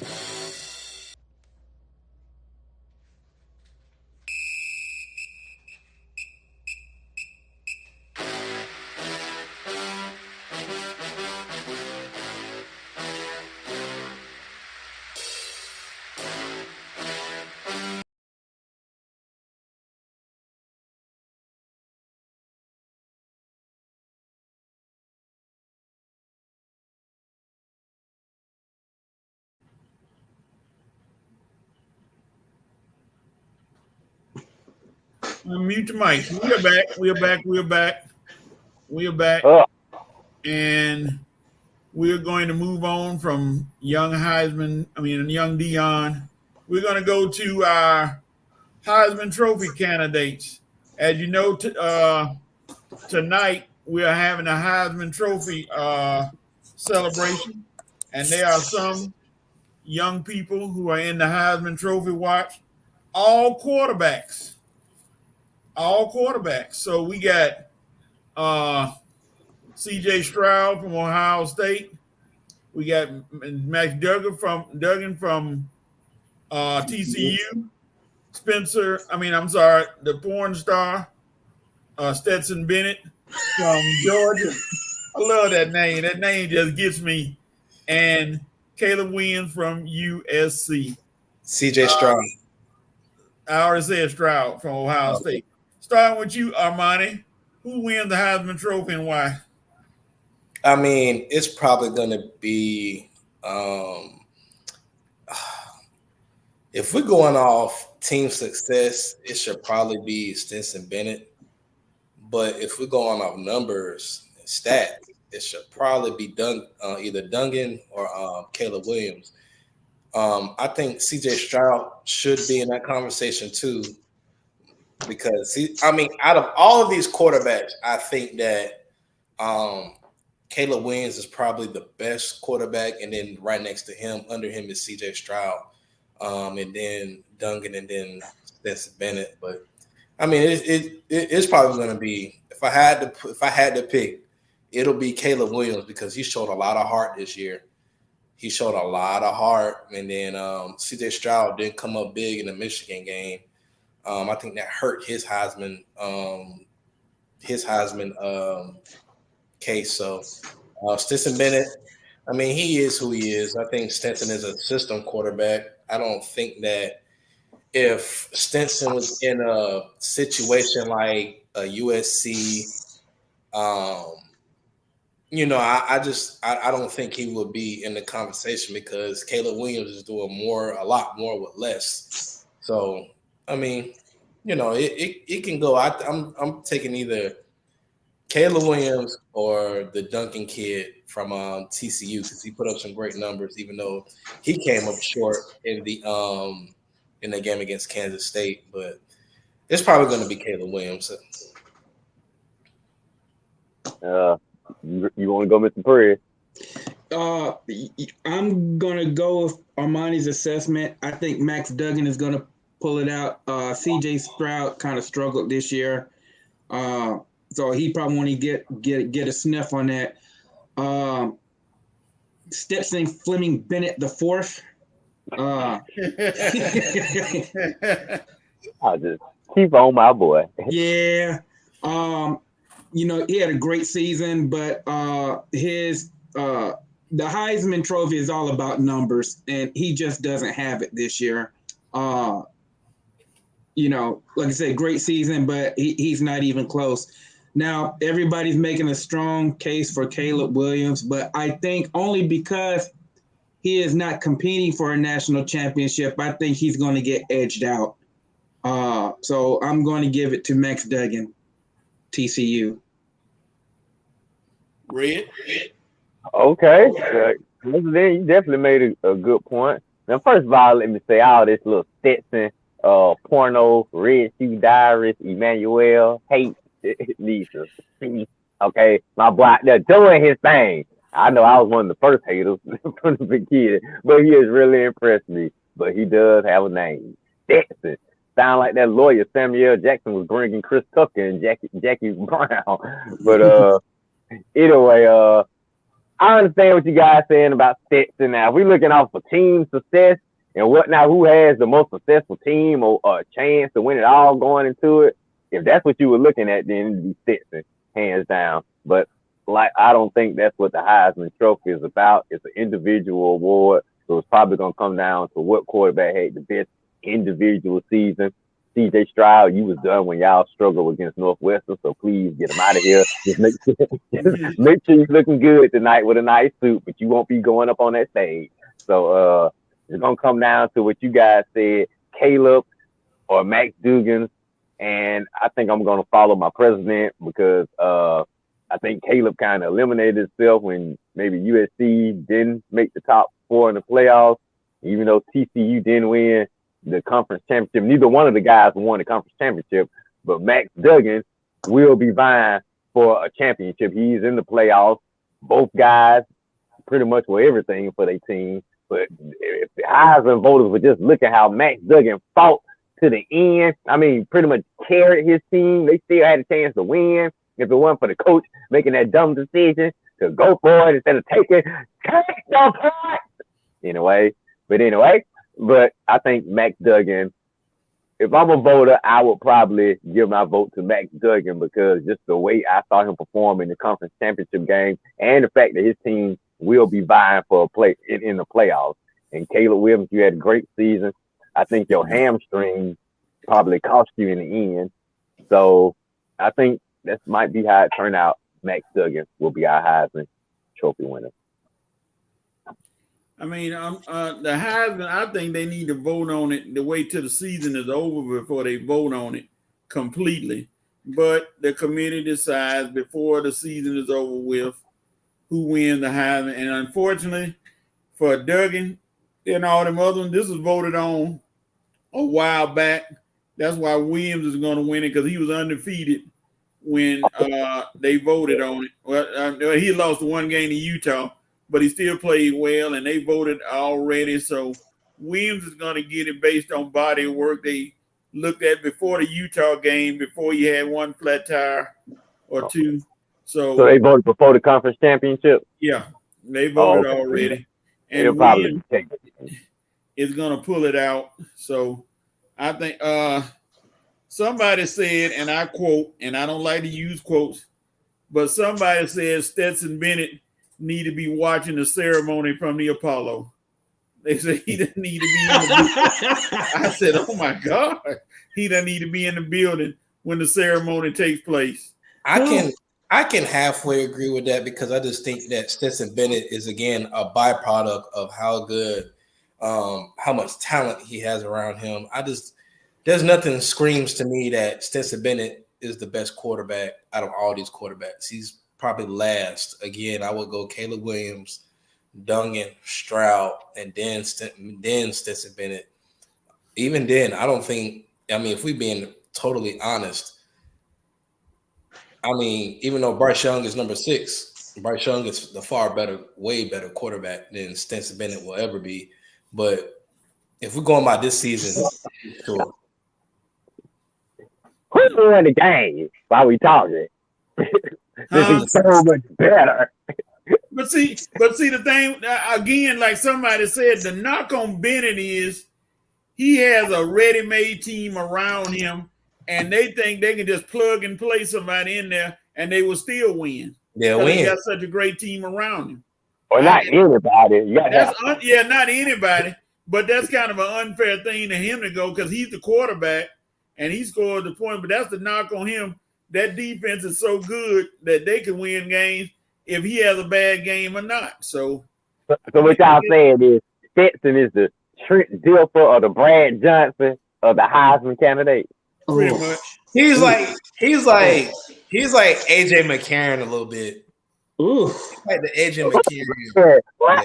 Yeah. Does he have a sexy girlfriend like AJ McCarron? I don't know about that one. Man, you might as well call him Trevor Lawrence. I don't know. With all that long hair, Trevor Lawrence be trying to showcase. Oh, man.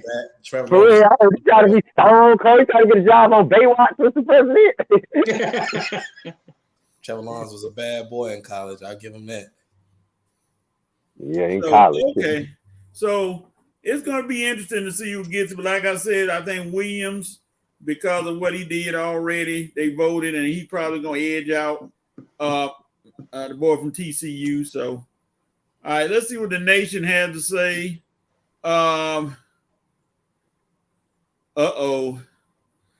here we go. Vincent, first of all, said, great job, guys. Coach Prime was definitely topic of conversation today. But then we turn around and get this. Y'all need a weekly. Look at weekly now. Coach Prime section. Wow, so we can go overtime every week. No, but look at the word weekly. Oh boy. Oh my God. Dude. Now you can't be out here preaching the Lord's word and not misspelling all of these words. Now I'm going to send you back to theological school. He also said the Heisman Trophy is still relevant. If so, why?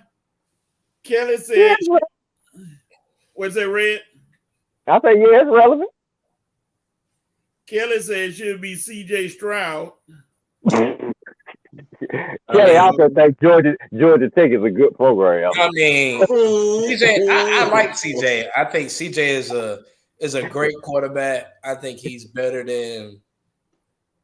I ain't gonna say he's better than Duggan, but I mean he's better than Bennett. He has he's a good quarterback. He just didn't have the season that we thought he was gonna have. I mean, again, had he beat Michigan, yeah, but he came up short. So with that being Hey, said, and not struggle with Northwestern and took care of Michigan. Oh yeah, I probably would have gave him my vote. yeah. Other than just that game with Northwestern was kind of a turning point and kind of hurt him a little bit. Yeah. Stetson and Vincent said Stetson Bennett sounded like a character on Disney. Dynasty. I'm sorry, Dynasty. Oh Yeah, my he went Lord, so not far Dynasty. And I think I responded. Red said it looked like one of J.R. Ewing's henchmen. And we know JR had plenty of those. Oh my God! I thought unlimited resources. He's an extra on Yellowstone. Oh, Red. Now they got where the henchmen come from on that show? They got 1-800 henchmen on that show. Man. Jerome said I intentionally misspelled weekly, just having fun. But then But you turn around and misspell. Told you, man. Told you.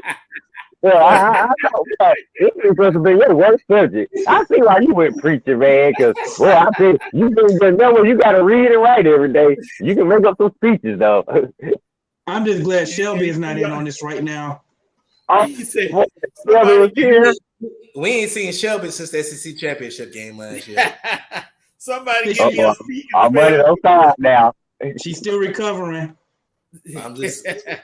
No comment, Armani. We She gonna pop up and start going off.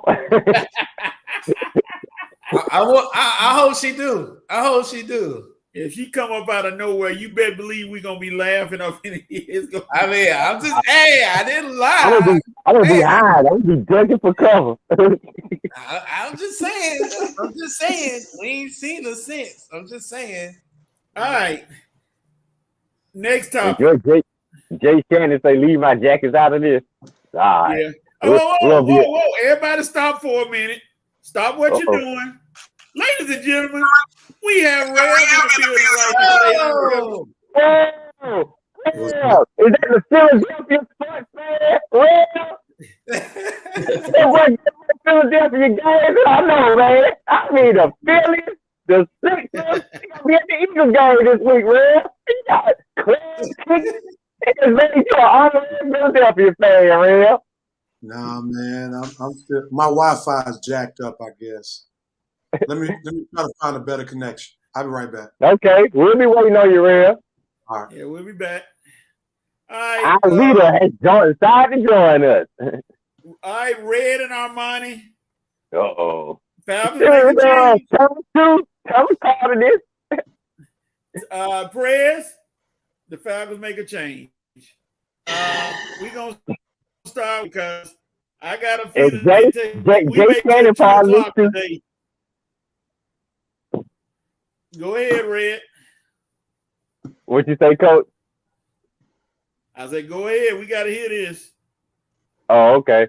Well, I guess I'll start out by saying it's about doggone time. I mean, it's doggone week 13. And we've been sitting up here wasting time with Marcus Mariota since week 2. We started off 0-2. Everybody, y'all know, as I said, it's time for a QB change. Why go any further? Let's put the guy in here. Let's take our lumps early. And who knows? He could be improved by the time we got to the bye week. But no, Coach had another plan. Let me keep putting this guy out here, and let's see. Up and down, inconsistent week after week. Yeah, we had a little period in the season where we thought we could possibly do something. But look, a QB don't change his stripes, okay? Marcus Mariota is who he is, and that is a backup QB who can run. He's never been a great passer. So why would you think this guy could lead us anywhere when you got to throw the ball to win big in this game? Yeah, you can make believe, you can disguise, you can masquerade it all you want to. But in the end, you have to be able to throw the ball to win big games in the NFL. And that's just something Marcus cannot do consistently or efficiently. SAT word, coach. So the change was going to be made. I just wanted to be made while we still had a chance this season. 4 games left. Who knows? We might be looking for next season, but at least we get to see Ritter for the next 4 games and hopefully next season, and we can see what he can bring to our program. Because the Falcons have to fix our quarterback situation. If our quarterback situation ain't stable, we're not going to be stable. So it was definitely time. I mean, I swear we had lost like 3 or 4 in a row, so it was definitely time. We were 4-4. Now we're 5-8. So the man went 1-4 since it's surprisingly 4-4 start. So definitely time. I just hope Coach Smith ain't ruined his own coaching career by playing this guy 13 weeks, knowing that he wasn't going to take him anywhere. So I'm happy for the change. I hope we can go out there and show us something positive. But like I say, we just need to see the guy one way or another. Rev, just to fill you in, we just abandoned 5 for 5 because we spent an hour on Dion and I'm sure Rev saw. So we abandoned the 5 for 5 format. We got these topics. We just flowing today. We might have 2 o'clock. We haven't even gotten to the picture. Dion took up pretty much the show. So you have any opinion on Dion, sir? Yeah. I mean, I think going back to Dion, we must understand that he never declared himself to be the savior of HBCUs.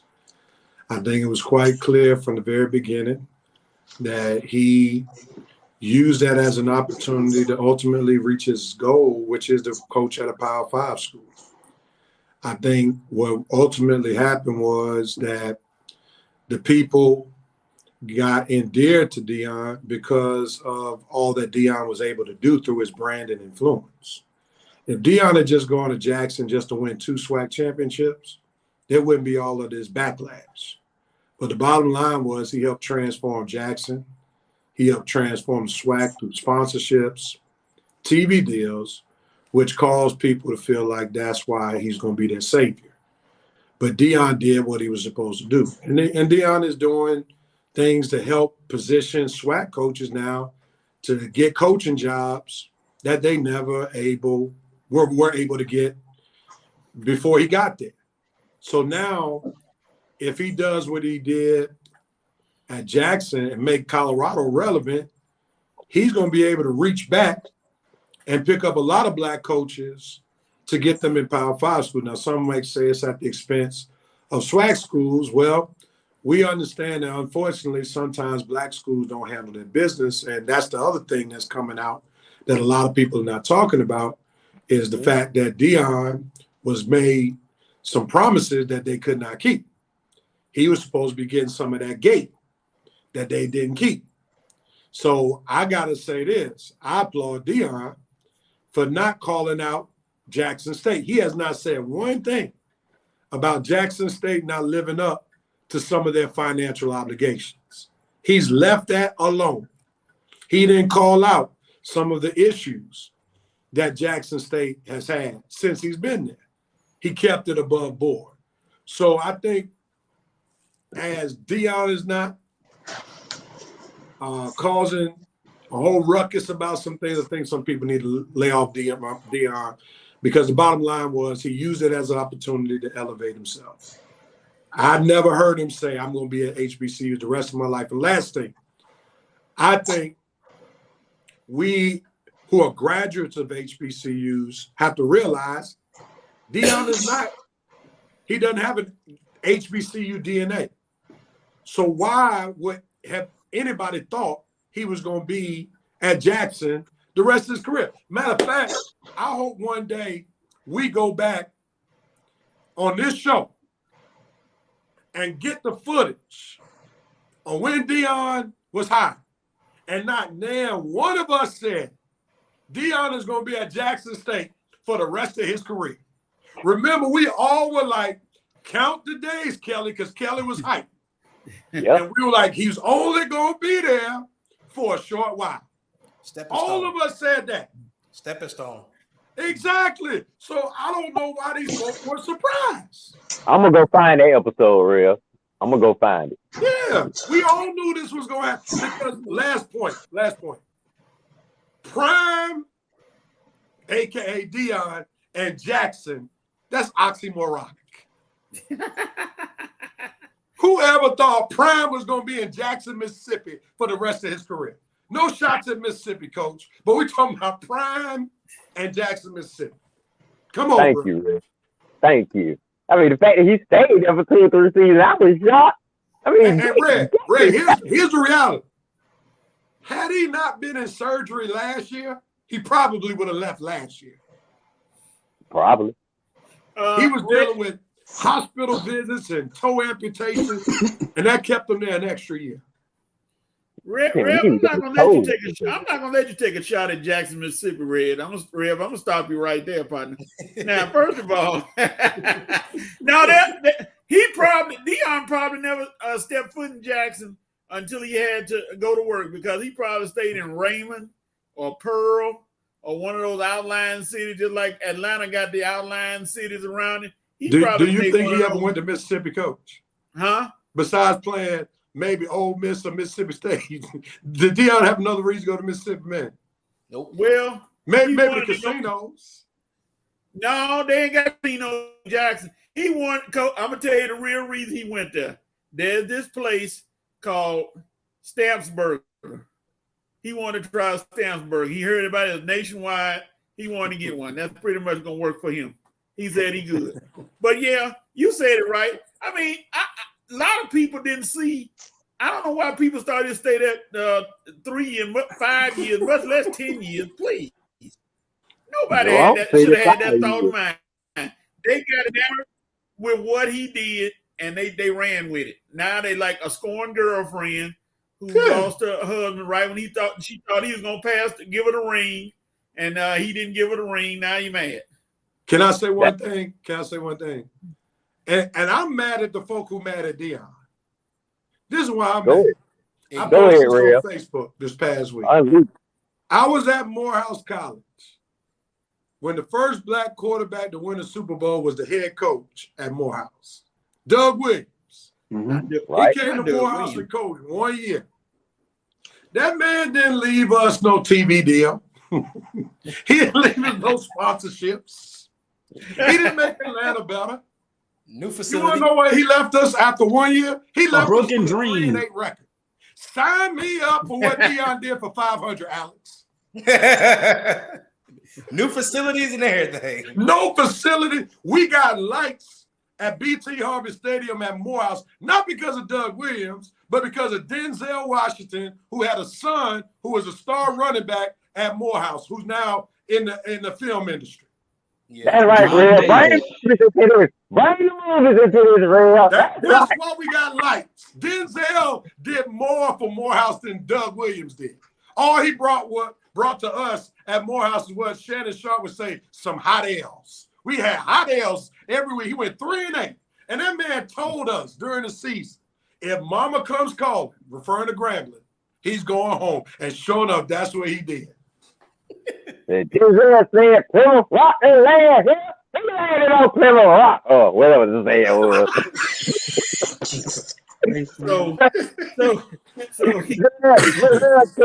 King Kong ain't got nothing on me. I'm gonna fix Morehouse facilities. That's right, Denzel. You deserve that best actor award, Denzel, for taking care of Morehouse. You see, Red, they were hating on Denzel when he won his second best actor for Training Day, but they didn't know that Denzel was taking care of Morehouse. That's right, Denzel. Prime and Denzel taking over the Red and Rev show. I love it. Okay. All right, let's go to some of the comments from the nation. Jerome said the Falcons will still in the division. Dude, just stop typing. Okay. Even if you're doing this on purpose now, this is becoming sad. Jay Shannon said you said everything that need to be said about the state of the Falcons, what they doing. Jerome said Coach Prime had kept it classy because it's above him now. I don't know what's above him, but it's floating. Jerry Martin said today's show should have been about prime time. It's a hot topic because of what he did at Jackson State. The door is open for others to bring prominence to HBCU sports programs. Okay.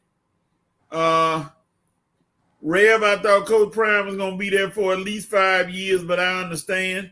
Now, well, I don't know what. The VP said he flew over Mississippi numerous times. Down Stop that video. Hey, Vincent, don't be talking. South Carolina ain't that much better. Don't be talking that noise. No, ain't.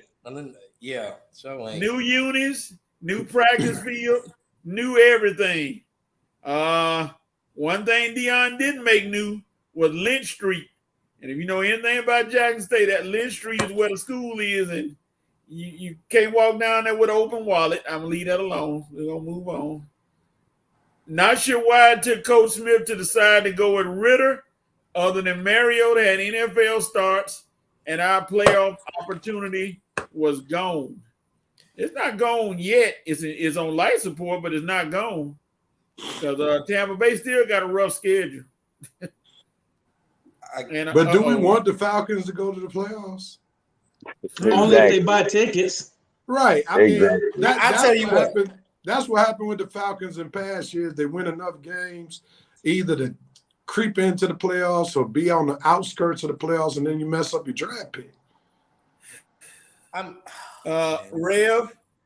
We still haven't getting home. Rev. Denzel told those Morehouse players they would be playing in Pelican Bay for what?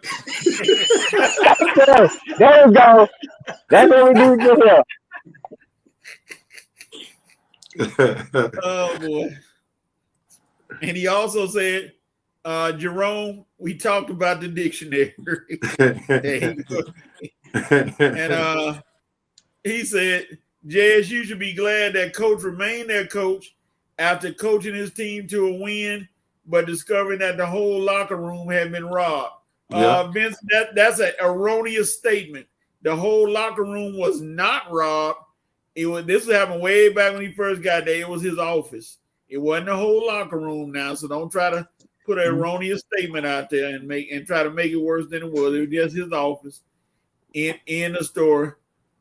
You play to win the game. Go Flackens. Okay, y'all the Flackens now. All right. That's funny. Let's jump to another subject that's going to take probably about another hour to get through. We're going to try to get through. Oh, Lord, we got 3 more. Brittany Griner returns home. Oh, God. Brittany Griner is back at home, and we're going to rotate around real quickly because it's already 1 o'clock. We may be until 3 o'clock now. Rev, what's your comments on Brittany Griner returns home? For all the folk who are happy about her return, I'm happy for them. If you look at it from a political standpoint, it's kind of dicey. Definitely the trade was not fair to let just a criminal out for someone who's has some weed. That's not a fair trade, but it is what it is. And of course, Vladimir Putin was going to do what he needed to do to maximize getting what he wanted to get Brittany Griner. I think one thing that we must not do in America, which I already see is going to happen, is that I hope we don't look at Brittany Griner as if she's this shero. Because she did go to another country, and regardless of what we may view as a petty crime here in America, it is what it is in another country. Correct. So the bottom line is we cannot impose American standards on other people's countries. So I think it would be a sin of a shame if we give all these courage awards and stuff like that, which I think's on the horizon.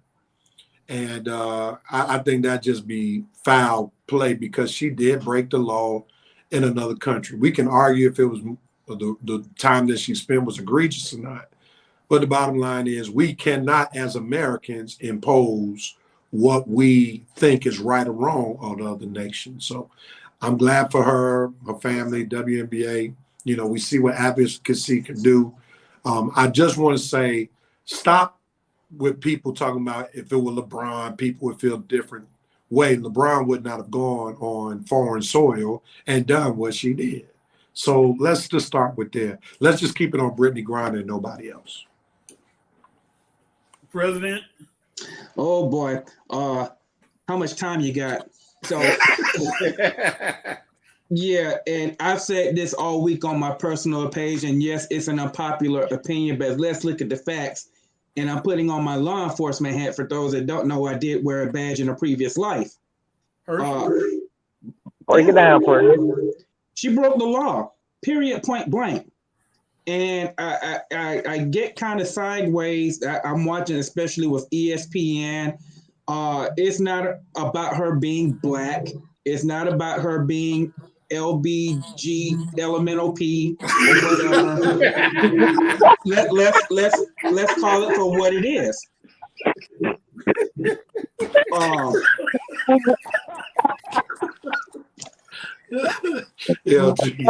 I'm a big community, but hey, I'm with my prayers on this. I mean, what really kind of get me sideways is the lack of accountability for her part. She broke the law. Now, all of us at one time or another, we go to airports, we get on planes, and they ask you, have you packed everything in your bag? Either yes or either no. She is responsible for what's in that bag. And you did it in the worst possible country aside from China. Right. And you played right into their hands. And this whole thing, she's unjust. No, she's not. She's unjustly detained to our standards, but you can't go into another country and tell them what they could say. The guy that we had him for 25 years. He was going to get out in 7. They could say it was unjust for him. But now we traded a WNBA player for a known arms dealer who's probably going to go back and go out and do the same thing that he's been doing. So, you know, while I empathize with the situation, let's not forget why she got there in the first place. Okay, she broke the law. No ifs, ands, or buts about it. Now, I've seen a lot of comments say, well, you know, the WNBA doesn't pay us, but guess what? Nobody held a gun to her head to go play for Russia either.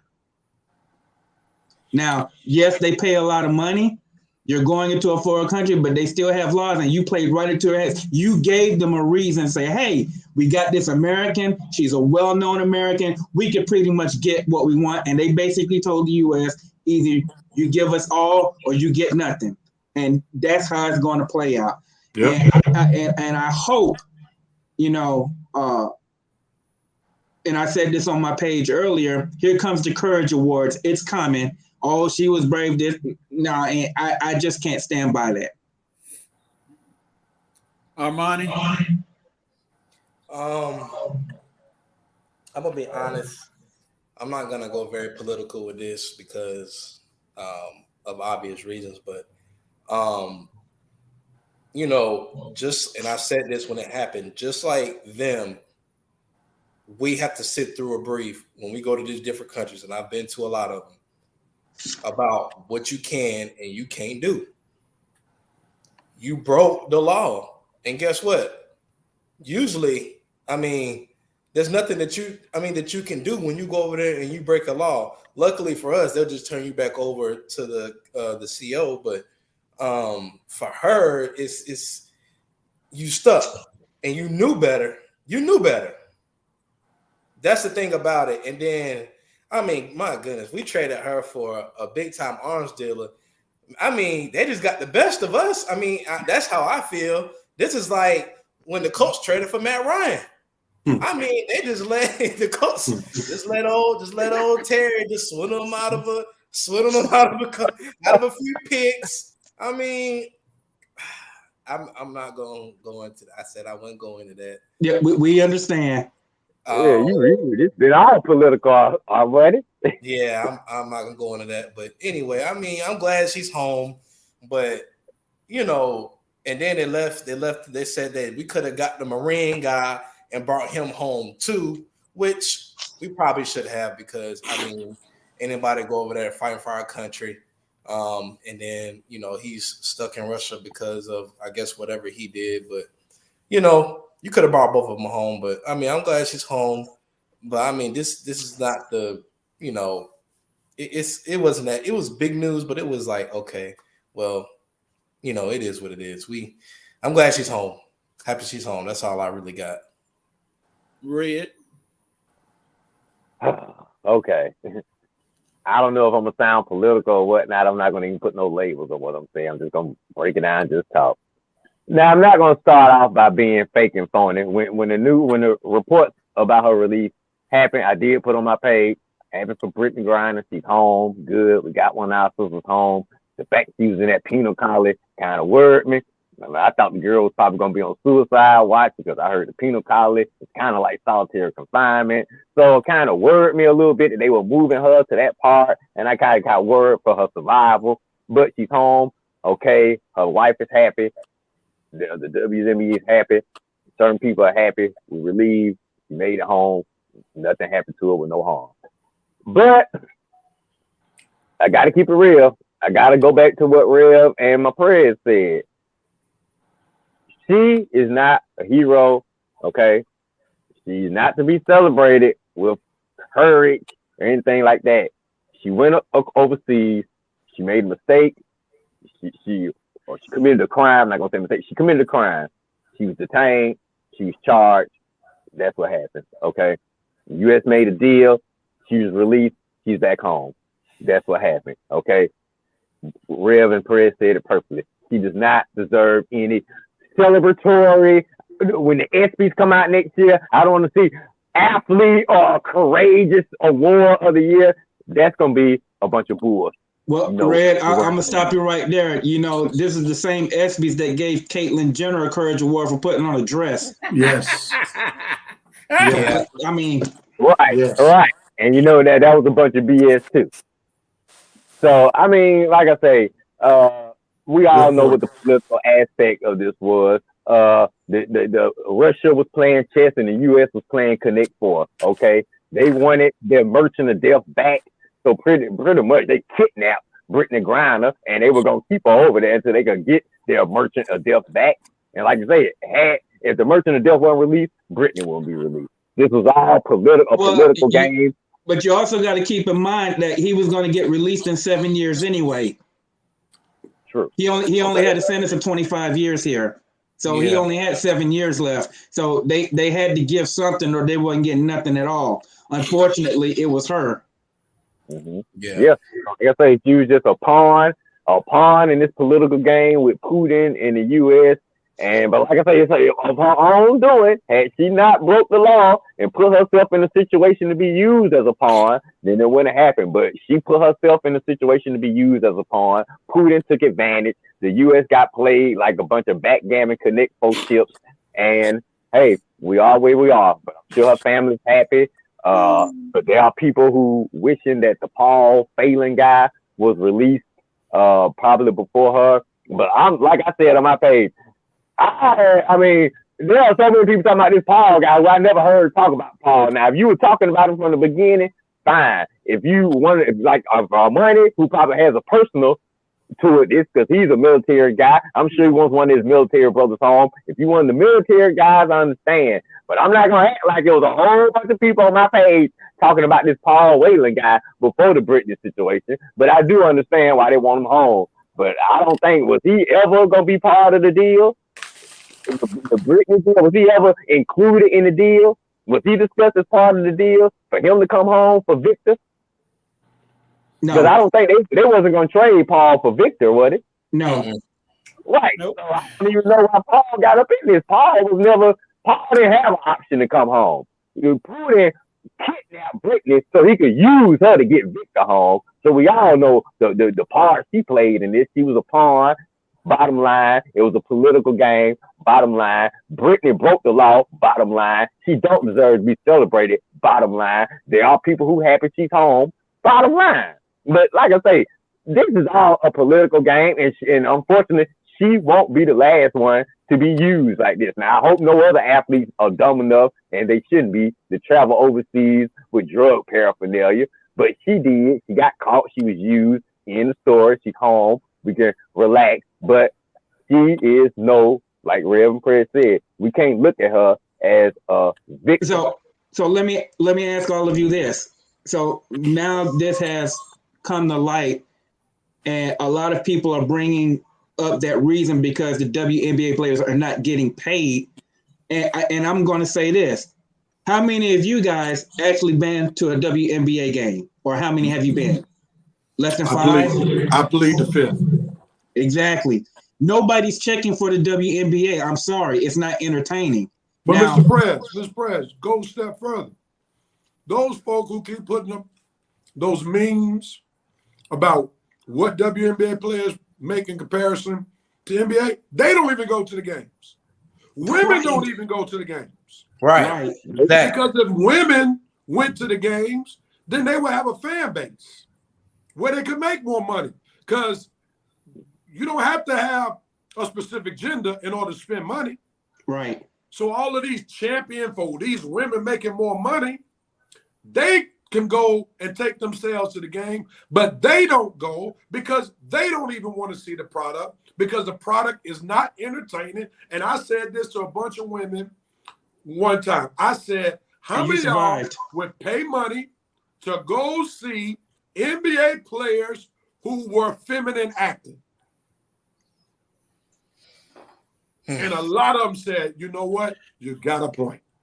And you see, we don't want to have those conversations because so many people are fearful of the LGBTQIA, whatever you said as well, Mr. Prez. They're afraid to say those type of things. And they don't want us to have the gay community. I respect them, but they don't want us to have real conversations. No, they want to count. I've been to more hockey games than I have been to WNBA. I go to a hockey game before I go to a WNBA game. I've been to a lacrosse game before I've gone to a WNBA game. Oh, the Georgia Swarm. You've been, huh? I'd rather go watch my Aunt Brenda and Uncle Robert in one of their bowling tournaments.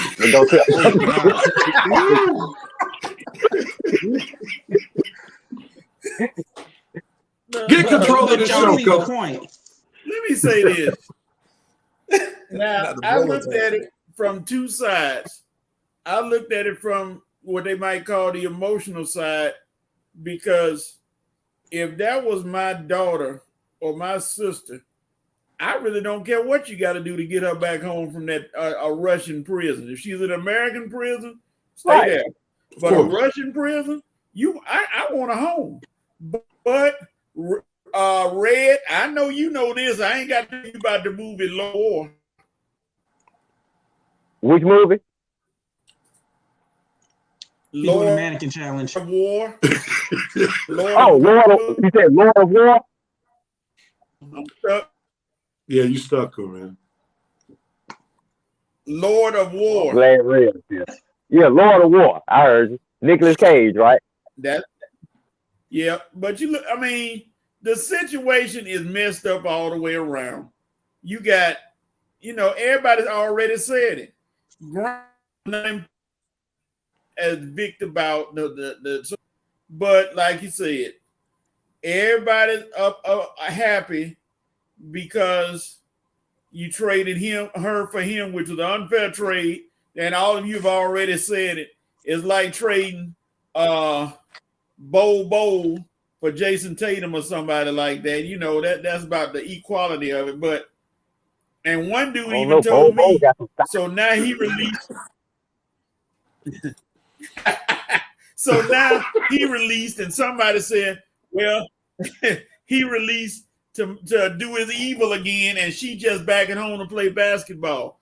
And I said, yeah, that's true. He gonna give guns and find a way to beat the U.S. And I said, yeah, that's true. And I said, but why are you not as up in arms about people going around with guns killing young folk around the United States than you are about this guy? Why are you not up in arms about that? Yeah. It's kind of counterproductive. I know what they're saying, but when you get these kids around here killing each other with guns, but you talking about a man, as soon as he get out, he gonna plot against the United States. Well, we doing stuff to each other, but like y'all said most eloquently, It was an unfair trade. So it happened. She's at home. So celebrate, shoot out firecrackers. Ain't nobody gonna be celebrating So let except me for ask her and her this: family. you think they're gonna come up with some kind of maybe in basketball as a whole for those pro teams to prevent their players from playing in foreign countries, or Well, if she goes to a foreign country again, she gets what she deserves. I'm sorry. I know you want they go over there to make money because they're not making enough here. Oh, she won't be going back if to she goes Russia. I over can tell there you that. again, I don't You care better if it's keep China. your butt home. I don't care if it's China. Listen. I don't care if it's Dominican Republic. Listen, the NBA has already saved that league. If it was not for the NBA's financial backing, the WNBA would be shut down as of today. Need to be shit. The NBA has already made a lot of changes. Y'all do remember when the WNBA first started, most of their teams played in NBA arenas. Yep. Now they're playing in like colleges or civic centers. They can't take that kind of loss anymore. You know, the salaries that some of them are making is because of the NBA backing. I can't remember any game I've watched on TV of the Atlanta Dream ever being packed. That's when they played at State Farm. That's when they played at Georgia Tech. I don't remember not one game being packed. So I swear, the bubble games got more folks in it. Right. I mean, it's just it's not an entertaining product. And Kelly said earlier, the WNBA, she said women's basketball is an exciting product. I think you got to put a context to it. College basketball, women's college basketball is exciting because you already have a fan base that's attached to it. So all women's basketball teams in college, they have a fan base because you got alums and current students who are already going there. So it don't matter if the team is good, bad, or indifferent, because that's their school, they're going to root for it. That's why NCAA women's basketball is probably the best type of women's basketball to watch, because you have a base that's already associated with it. And the coaches, you can actually make money as a coach. Yeah. And that, because I don't see too many WNBA coaches making what Don Staley making. And Gino RM. Yeah. Correct. And Rev, I'm gonna say this, and I don't think you know this right now. This has been the most commented Red and Rev show in history. I guarantee we got over 100 comments. And we're not even finished. We talking about. We may have to forego the next two topics until next week or something, because it's already 1:20. I mean, we might have to go on to the and I think we're gonna skip the next two and go to next three and go on to the picks, because it's already 1:20. Because we did those other three topics. Wait a minute, you need to pick up your speed as a leader, coach.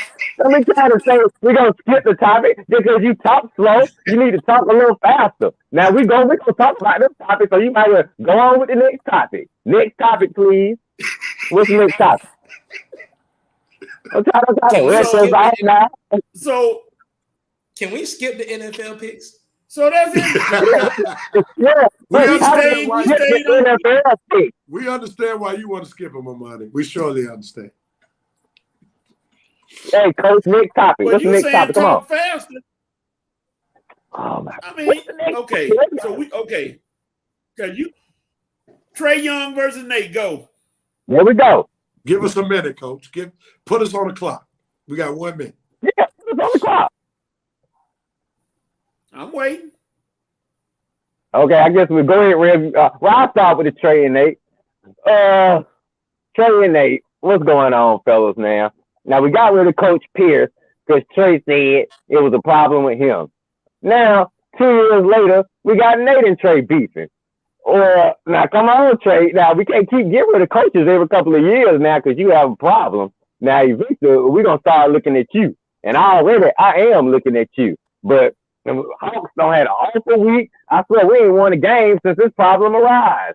So whatever the issue is, now we all know Nate is probably gonna be the odd man out. I'm not surprised about that. But eventually, Trey, you're gonna have to look yourself in the mirror, partner, because if you can't get along with a coach, eventually I'm gonna want you up out of here, dog. I mean, I don't want no coach killer on my team. I don't want no selfish guy on my team. You better figure out a way. If it ain't Nate, this next guy we bringing up better be the guy. Because if he ain't, dude, trust me, it's gonna be a lot more eyes your way than at the coach's way. Now, I'm sure some other folks probably say Trey ain't one right now, so why are we even taking his side over Nate? I can understand that. I can understand it all. But this situation.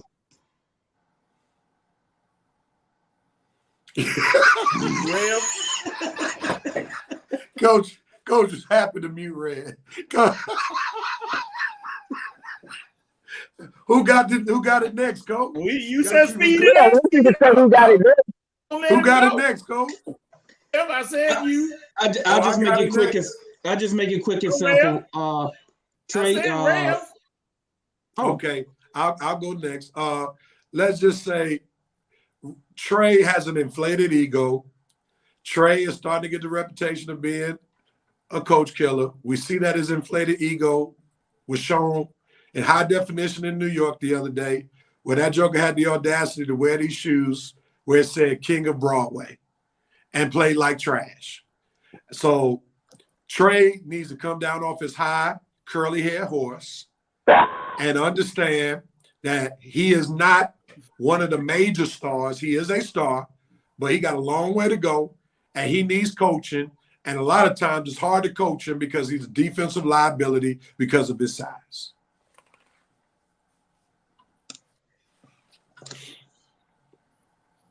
I'll go next. Oh, I mean, DeBarge Jr. I mean, come on. That's Trey DeBarge. Yeah, listen, kid. Listen. You ain't done nothing to be making them kind of decisions. Like, I mean, come on, man. I mean, you are a star. Don't get us wrong. You are a star, but you ain't up in NBA's crazy royalty. I mean, come on, man. Why are you doing this to your coach? He is your coach, man. You need some humility. You really need to grow up, man. You might need to take a page out of I don't know, somebody that's more mature than you book. I mean, dude, you can't just do what you want to do. You got to let the coach. At the end of the day, let the coach and take the criticism like you got some sense. You know better, man. You too good, and you got a bright future ahead of you. Don't let the Hawks don't make the Hawks trade you. Don't make the Hawks trade you away. Because if they've got to, they will. They traded Dominique. The prayers got something to say. Well, just to piggyback on everybody, Mr. DeBarge, you haven't won enough. You haven't done enough. And now is not the time to develop that relationship as a coach killer. We've had enough of those, including the great Kwame Brown and Priest Lauderdale. So we don't want you to be on that roster. Tighten up, bro.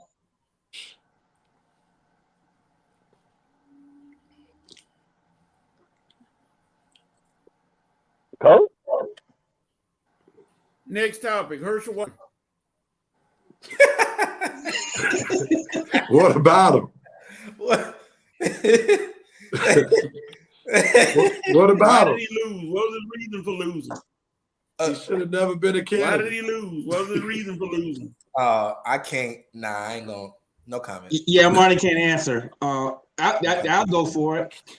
So, here's the thing, ladies and gentlemen. I still would like to take a poll on those 1.6 million voters that actually put a ballot in for him.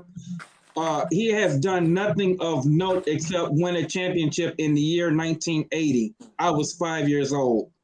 And from the political side of it, they thought they could bring him in all the way from Texas bring him to Georgia, and just on that reputation alone, he could win. But you have to have a little bit more substance than that. And honestly, it was just a downright embarrassment. Not only as just a candidate, but just a black person that didn't know he was being used. My. He was nothing more than a decoration. He had no plan. His speeches were full of talking points and slogans, and he just made himself look bad. And now he ended up running away with his tail between his legs. So I hope, as a little bit of advice to the GOP, if you want to get back to any type of prominence, get good quality candidates. He had no business being in it. Like I said, it bad candidate, and it was just an embarrassment. And honestly, nobody cared about his personality. Nobody cared about what he did on the field. But you know what he did care about? He had an R behind his name. That's it. That is all. Wow. Red. All right. I guess I'll go. Herschel Walker being up for the U.S. candidacy. I don't know who used to watch Cheers back in the day, but during the last season of Cheers, and this let me know how crazy politics was at the time and how you really don't have to have any sense or any intelligence to really enter into politics and try to become a representative.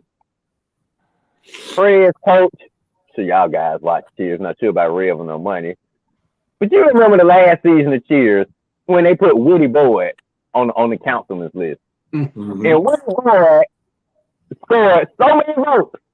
Yeah, Woody Boyd was elected city councilman of Boston. Now, being a fan of Cheers, we all know how smart Woody Boyd is. I would say him and Herschel Walker about the equivalent of each other. I'll probably go Woody Boyd is a little bit smarter than Herschel. Right. Okay? Right. So the fact that Woody Boyd was elected city councilman last season of Cheers, I guess ain't none of us be surprised that Herschel got this far. I mean, like Fred said, you just put an R in front of his name, Republican, and that's all it takes for some folks. Like you say, was nothing but a disguise, was nothing, once again, a pawn used by Donald Trump to see if he can get one of his disciples back up in the race again. Well, Trump, you chose bad with Herschel because you didn't know that Herschel has a public speaking problem. Herschel has a personality disorder.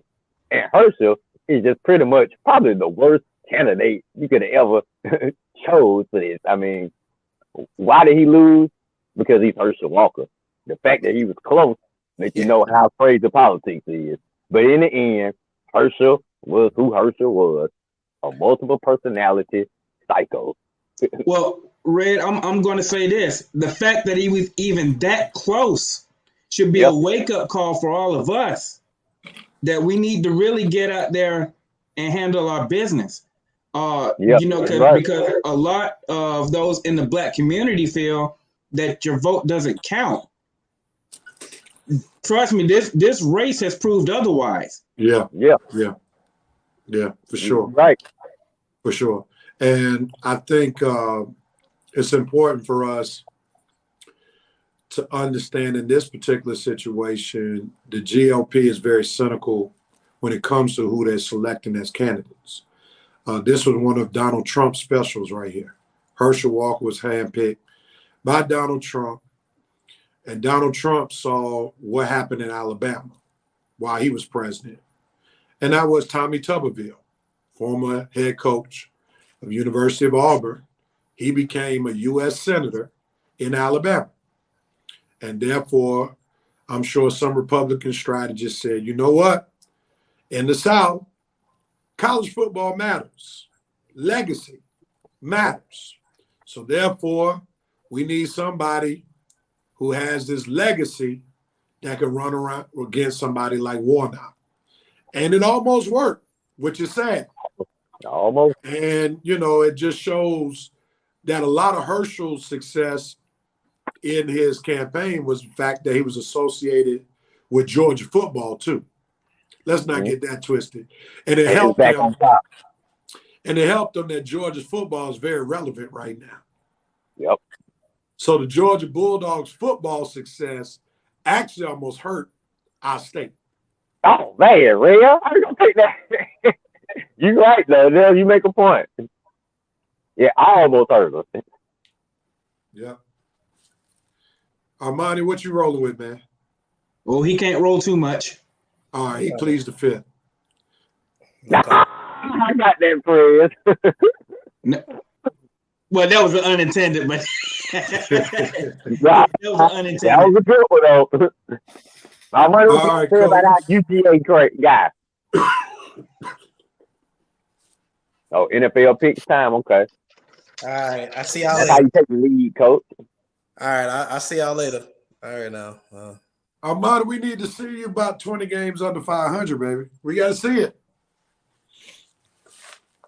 Coach, you gonna put this. Next year. Look at this.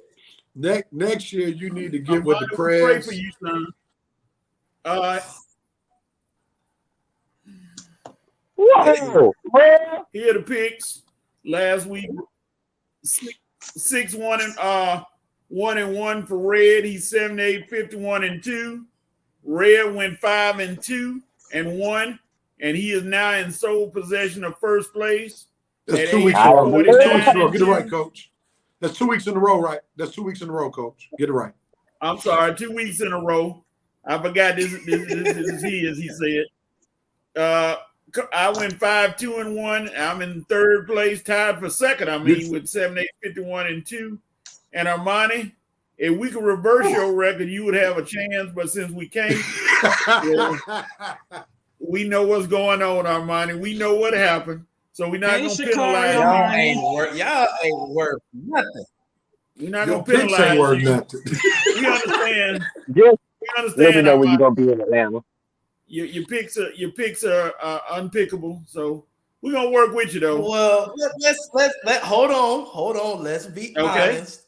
Most of the picks that I've picked haven't been terrible. Is because I missed a week of picks. Is why my record the way it is. All right, let's say let's even say that 1 week that was about 10 games. You still would be down 12 games. Armani. I think we're trying to say that you ain't been picking too wisely, even on the picks you have made. I tell you what, that started the hemorrhaging, but you've been helping. Armani. You've been Because helping. after that, I said, man, let's just come on. Let's just come on. Hey, everybody have an off year money. Don't worry, when we're the starter next year, you'll be back. Armani. Hey, I'll bring me to my class. Armani, I'm gonna tell you like Kendrick Perkins said on NBA Today. Just look at the numbers, and the numbers show that you're still behind. That's what he said. He said, "Look at the numbers." That's all he said. And like I said, we can give you those 10 games back. I want to give you those 10 games back, but I told you you had to go undefeated to even act like you wanted to be close to the stack. But such is life. That's Send him to me. I feel bad for you. Hey, he definitely needs to press the two to him. This week. He need to press the two to him next year. You're right, because the prayer, you are a master at making picks, upset picks. Yeah. But at Kansas State came through. Thank you. Rev, I'm going to propose that every win Armani get, we give him two games. And he'll still be behind a couple of games at the end. But that goes with the losses too. Now, if you lose, you lose 2 games. So if you win 2, okay. How about this? Armani, if you go undefeated 1 week, we'll double your wins that week. If you go undefeated for one week, we'll double your wins. Can you handle that, Armani? Wow. Because if you go undefeated. Okay. Let's see what we can do. Let's see. So what looking we can at do. this, All right. Okay. you got 58 wins. If you go undefeated, we got 8 games. That's 16 wins. You'll still have only 74. He'll be back in the a little bit of the mix. I mean, but I can. But I mean, Armani ain't going I can creep undefeated. up. How many more weeks? We got plenty of football left. Anyway. Oh yeah, we got plenty left. We got I'll take that playoffs. deal. You want to take that deal? All right. Beg for mercy, Let's do Armani. But that. Let's hold on, buddy. It's a sign. It's something off now. If you don't go undefeated now, we're gonna double your losses. He ain't gonna do that. It's still like Don't even playing worry about it. spades. It's like Don't even playing worry about spades it. blind six. It's okay, Armani. It's okay. This is a Okay, blind. Yeah. we're gonna leave it as is then. Come on. No blind pick for our money today. Let's just do the picks. Let's just do the picks. Jets at the Bills. Rev. I'm sorry. Yeah, you in first, Rev. Jets at the Bills.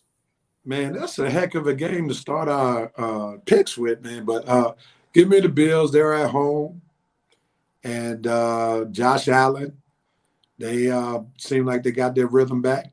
So give me Josh Allen and the Bills at home to take care of Mike White, who's been playing good football. But they'll come up short this week. So give me the Bills. Mr. President. Leaving on a jet plane. Jets. Jets. Let's go. Red. Seriously, you got Jets. You Go said with Jets. Oh man, I want to take them, man. But Mike White, they were so awesome. Mike White kind of came back to reality last week. Now he's going up against the Buffalo, who found, like Real said, they found their rhythm again. And the Jets do really need this game, man. But at home, I don't know, Perez. I think I'm gonna roll with the Bills. Bills at home, they getting their mojo back. They feel like they can still win that number 1 seed from KC. I think the Bills will be ready for the Jets, and the Jets, I'm gonna have to sneak in the playoffs on another week. But I got the Bills. Armani. I'm going with the Bills. Okay. Not that it matters, but the Bills. We're not gonna talk about that. We're not gonna. I'm gonna go with the Bills simply because I believe the Jets are about to fall out the playoffs. They don't know who their quarterback is. That's White, but I don't think Mike White can lead them anywhere. I'm going with the Bills, and y'all gonna watch the fall starting this week. They're gonna slide right on out this thing. You tell them, folks, quarterbacks matter. You gotta have a quarterback.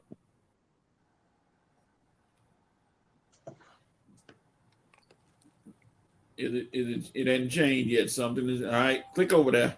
There we go. Browns at the Bengals, Mr. President. Bengals. Just because. Red. Deshaun Watson is rusty. He's not ready to lead them. Since it's getting hot, they getting in playoff form. This is right about the time last year they started on their little roll. And they've been on the little roll now, 8-4. Let's make it 9-4. And they're gonna rub him the wrong way. Armani.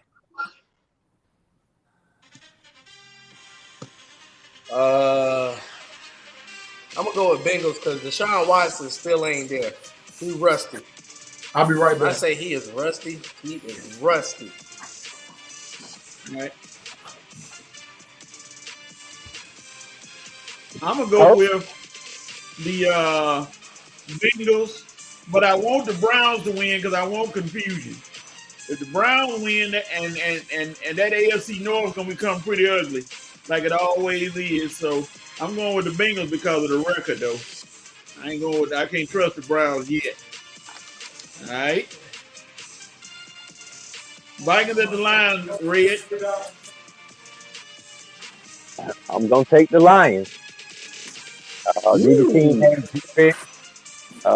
And the Lions, they are on the roll. They still feel like they playing for something. They have really been gelling since they off a start. And really, it wasn't an off a start. They was losing a lot of these games on the last play or like in the last few minutes of the game. And I feel like they hot now. Their offense is gelling. They in a rhythm. Defense still suck, but the Vikings defense suck. Both teams are ranked last in defense. So really just come down to what offense make the most plays. The Lions at home, I'm gonna take their offense to make more plays over the Minnesota team this week. Lions.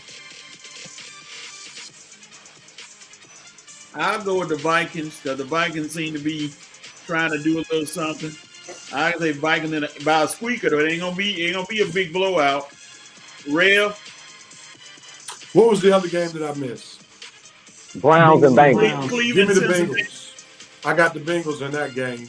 Joe Burrow, I got to go with him. Man, he took down my quarterback for the third straight time, which I'm mad about. But nevertheless, going with Joe Burrow. In this game, I'm going to roll with Red, man. I'm going to go with the Lions. The Lions are a 10-point favorite. If that game hadn't changed the line yet. And the Lions playing some great football. Detroit is -2. Oh, they dropped it down 8 points, huh? Yes, sir. It was 10 earlier this week. Yeah, Detroit -2. I'm going to still go with Detroit, man. They're playing good football. They got their rhythm. Jared Goff and the offense scoring points, and their defense bringing that wood. So give me Detroit Lions. All right. It's on you, President. I'm going with the Vikings. They're having a pretty good run. They want to go ahead and lock up that playoff spot early. The sooner, the better. I'm going with the Vikings. All right. Here go a tough one right here. It may be tough or may not be. Eagles versus Giants. Me? Armani. Hey, what about me for the last one? Oh. I thought you just said Vikings and Lions. Yeah, it don't matter. It don't matter. Coach called Armani Mr. Irrelevant before the season over. Dang. I'm going with the Vikings, man. Goodness. I thought you. It's okay, Armani. Well, don't worry, because it's your first now. Giants and Eagles, Armani. You start. The Eagles just on a roll, man, and then I'm gonna go with the Eagles because Nakobe Dean been having some success out there, man. I like what Nakobe Dean doing with the Eagles, but Eagles because the Giants, they not there. They're not there. I think the Eagles will sweep the Giants this year, and they'll sweep the Cowboys and the Commanders. I'm going with the Eagles. I'm gonna go with Eagles. I'm scared of and Saquon, but I'm still gonna go with the Eagles. They're hot right now. Rev. I picked against the Eagles last week because I thought the Titans' running game was going to be too much. I think the Eagles' defense can stifle Saquon Barkley and also definitely Brother Jones. So I'm gonna go with the Eagles. Can't afford another L. Mr. President. Oh, Red. No, me? Okay. One of y'all. Go ahead, President. Looks like Saquon is still questionable, so I don't think he's going to be a major factor. I'm going with the Eagles. It's unanimous. I got the Eagles. Giants coming a little bit back to form, and they coming up against a rough part of their schedule. Eagles all the way, baby. All right. In the Giants' house, too. I'm still taking the Eagles. Mr. President, did you do yours? I did. Went for the Eagles. All right. Oh, here goes a good one. Buccaneers and the 49ers. Rev. This game is in San Francisco. Yes, sir. And I just saw the Buccaneers just barely squeak by the Saints. But yes, sir. Jimmy Garoppolo is not quarterback in the 49ers, but they got this young kid that did pretty decent work once Jimmy G went on the bench. Plus, he has great running back and wide receiver. We'll go with the 49ers to do enough to beat the Buccaneers who's struggling to score. He real purdy. Mm-hmm. All right, President. I'll agree with Rev. The 49ers going to do a pretty good job. Plus, they're going against the divisional rival. So just for that reason alone, the 49ers. Red. Falcons need the Bucs to lose. 49ers, y'all got a good opportunity to make this happen. You got running games, you got defense, and you got a quarterback who really just needs to manage the game. So 49ers get this win for my Falcons. Purdy, please. That's fun. Armani. I don't know. Every time I put my trust in that Kyle guy, he always disappoints me. But I'm gonna go with him this week. Come on, Shanny. I need you to beat these Buccaneers. So, yeah, we right there in the mix a little bit. So I mean, if the Buccaneers can lose this week, that'll be great.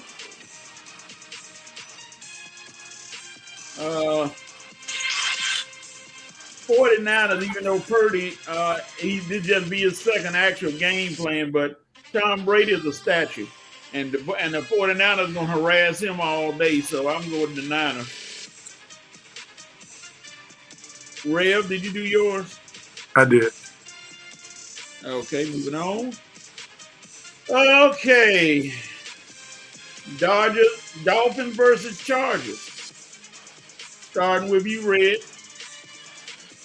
Okay, I'm taking the Dolphins all day long. I haven't picked the Chargers in weeks and don't plan to pick them ever again. I mean, Justin Herbert with his overrated self, the whole team is overrated. I don't know why folks keep picking this team to do anything coming into the season. Overrated.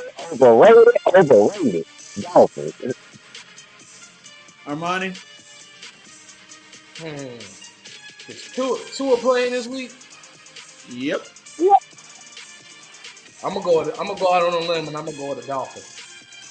On the limb? You won't be going out on a limb with that one. Chargers at home though. Chargers at home. It won't mean nothing. Justin Herbert is overrated. I'm going with the Dolphins too. Herbert is overrated. He's gonna let them crash and burn. Thank you, Coach. I don't know why folks be giving them props this year.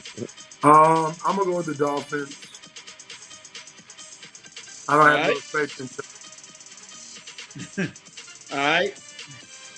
The best game of the week. Patriots versus. You forgot the press, Coach. You forgot the press. The Preds went first. No, that's right. You went first. I'm sorry. Yeah, and just because I'm that guy, I'm going with the Chargers. Dang. It'll be a close game. It's going to come down to the kicker. Can I change my pick? No. Don't change it, Armani, because I know. I'm playing. Don't change it because there's something that the president did not say. Okay. He did not say he smelled it. That's your cue. Yeah, okay. That's your cue. He ain't smelling that. He ain't smelling that one too good. So if he ain't smelling, you stay away from it. Yes, sir. All right. Stay away. Good one, real. Called you for save your money, do a life raft out there for you. All right. Patriots versus Cardinals. I guess I gotta go first. I'm gonna go with the No, it's on our money. It's on our money.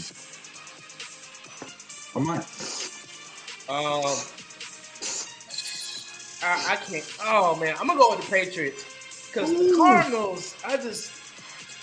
Bill Belichick always has a good game plan, and the Cardinals they just off and they missing something, but probably a quarterback. But anyway, nevertheless, I'm going with the Patriots. I'm going with the Cardinals just because I need the Patriots to lose. I'm gonna go with the Cardinals too. I need Kyler Murray to ball out, get me prepared to get into this fantasy football playoff. So I need Kyler Murray to show up and show out. So I'm going with the Cardinals. All right, Rev, I got to pull one of yours. When they did the standings for fantasy football, who's in first place? There's this dude named Black Snow. All right, Fred. I'm going with the Cardinals. I need for them to stick to Belichick. He's losing his mojo. Take the horse out back and shoot it. Can I change my pick? Uh-oh, look what he's doing. Oh, you smelling it? You smelling it? Man, man, come on. Can I go with the Cardinals? Well, I'm going with the Cardinals because I haven't picked yet, and I'm following everybody's advice over here. At first, I was going to ride with the Pacers, but now I'm thinking about it. The Pacers, they probably ain't got nothing to play for this season. Arizona, they need some positiveness down there. They got a game at home versus Belichick. They still be up for this one on Monday Night Football. Come on, Tyler, Hopkins, and Cliff. If you can't win this one, then they really do need to break this team up, which is probably gonna happen anyway. But yeah, I'm with y'all. All right, last game. Ravens versus Steelers. Rev. Woo! Man, if this were last week with a healthy Lamar Jackson, I know which direction I would have been going. But Lamar Jackson is down. The Steelers, I think, on a 2-game winning streak at least. Pickett seems to be getting some rhythm. I don't necessarily care too much for the backup quarterback for the Rams. So since the Steelers are at home, I'm going to go with coaches, black and yellow, black and yellow. All right. Prez. God, this is going to be a very close game. You got the colors on, Prez. Yeah, I'm going to go with that black and yellow. Let's roll. Steelers. Red. This is a no-brainer to me. Black and yellow, black and yellow. No Lamar Jackson, Pittsburgh balling. They defense is roaming. Tyler Huntley, good luck. Pittsburgh. Armani. I guess I'm gonna go with the Steelers. Dad, Christmas right around the corner. I done picked the team about 4 times this year. It'll work this week.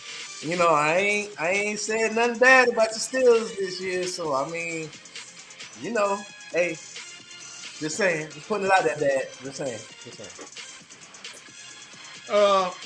Like I said earlier, I would just automatically make this a Steelers win because it's Lamar Jackson not playing. But Tyler Huntley gives us headaches. Every time he plays us, he throws for 3 touchdowns and such and such and such. We control Lamar, but we can't control a backup for whatever reason. But I'm going to go with the Steelers. But it's amazing how they let Tyler Huntley, they turn him into Patrick Mahomes and let him go crazy on us. But Lamar Jackson, we hold him under 100 yards rushing, almost 100 yards passing. But I'm going to go with the Steelers. See if we can steal one. And Rev, Coach, one day you go. huh? I want to see the day Coach come out here one day and say, "No doubt about it, my team gonna whoop back this week. I ain't got nothing in mind. I know we gonna whoop back. I ain't got no doubt, nothing. Pittsburgh all the way, baby. I can't wait to see that day, Coach. One day you gonna do that.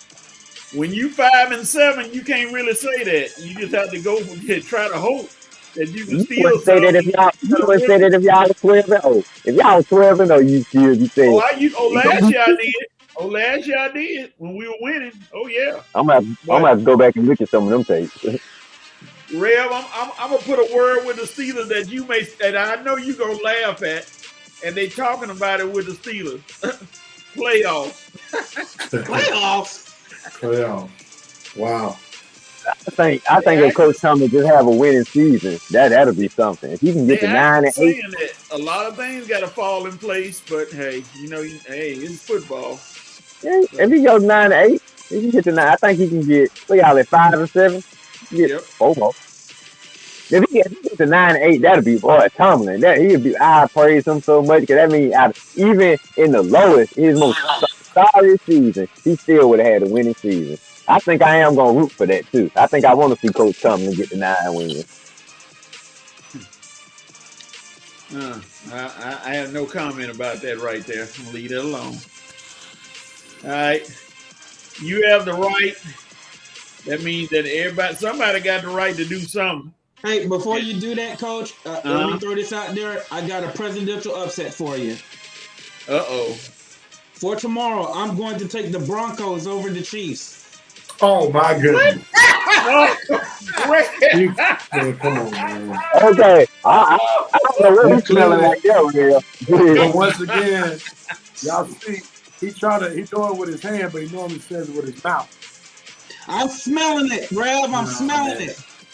Nah, Yeah, you smell smelling that something else. Now, y'all laughed last week. what the game at in Kansas City? Remember Kansas State took out TCU?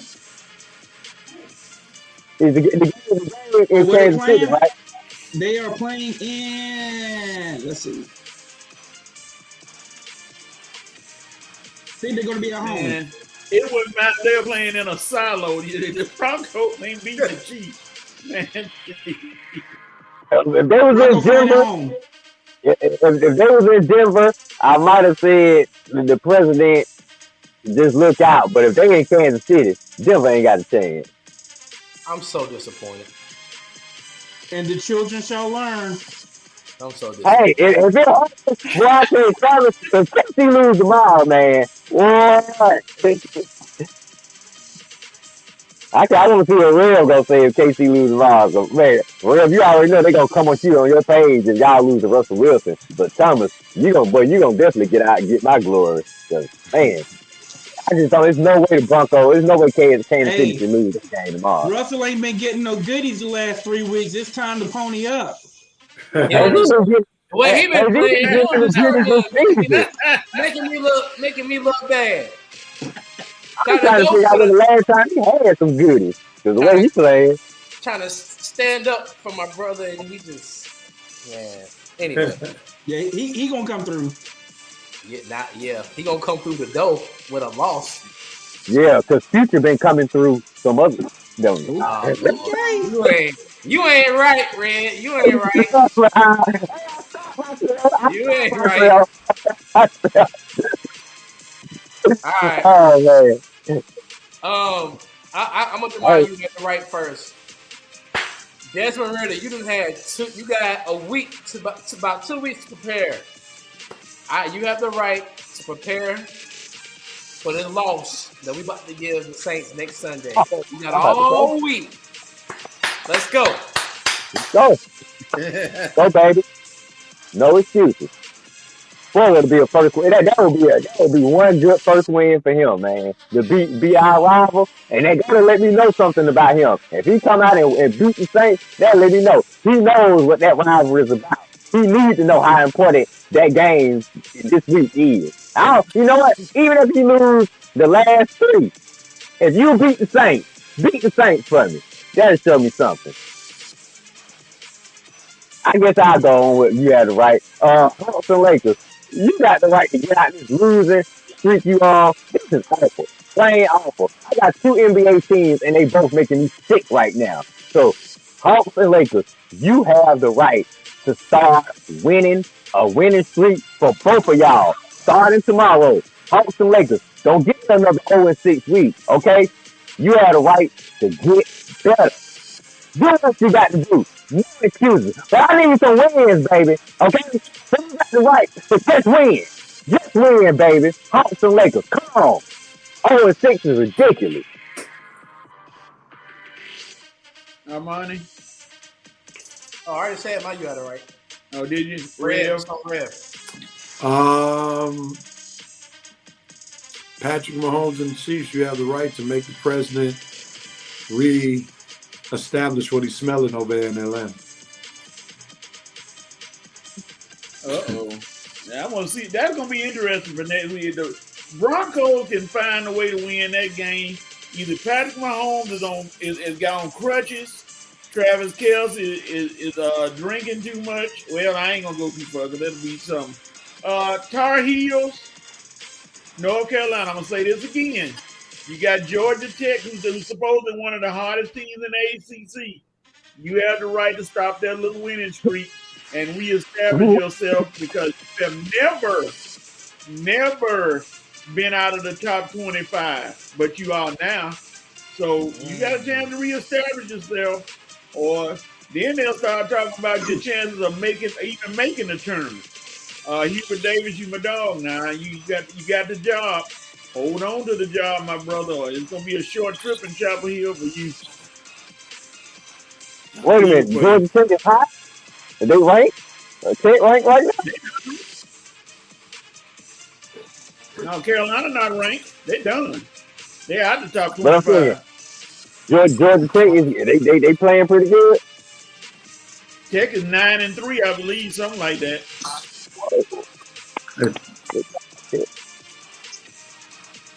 All right. This is it, everybody. We went to 2:00 today. One more. On the Dion Hour.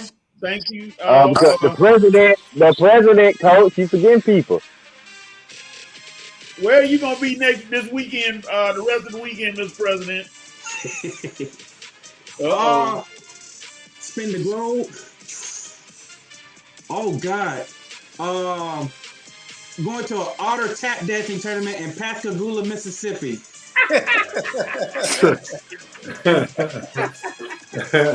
But on a serious note, if I may add one more thing, I didn't do the You Have the Right, but I will say this to the WNBA: you have the right to take a look at yourselves and right the ship.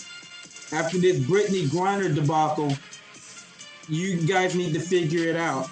And I just looked up a stat, and I placed it on in the comments. The maximum player for a WNBA is $228,000. 75% of all WNBA players have played overseas. Something has got to give. Yeah, them. They need to give it up. You're not watching. Stop it. All righty. Tech is 6-3. Jay Shannon said, okay, they 6-3, but they've been playing well as of late, so we'll see if they can beat North Carolina and send them further into the abyss that they have plunged themselves in at 5-4. They better hurry up and come out of there, or Hubert Davis gonna be the shortest lived Carolina coach in history. But that's okay. That's all for us today, folks. We will see you all back here on next Saturday. Cast characters will be here. We get oh Lord. Mr. President, I hope you don't attend.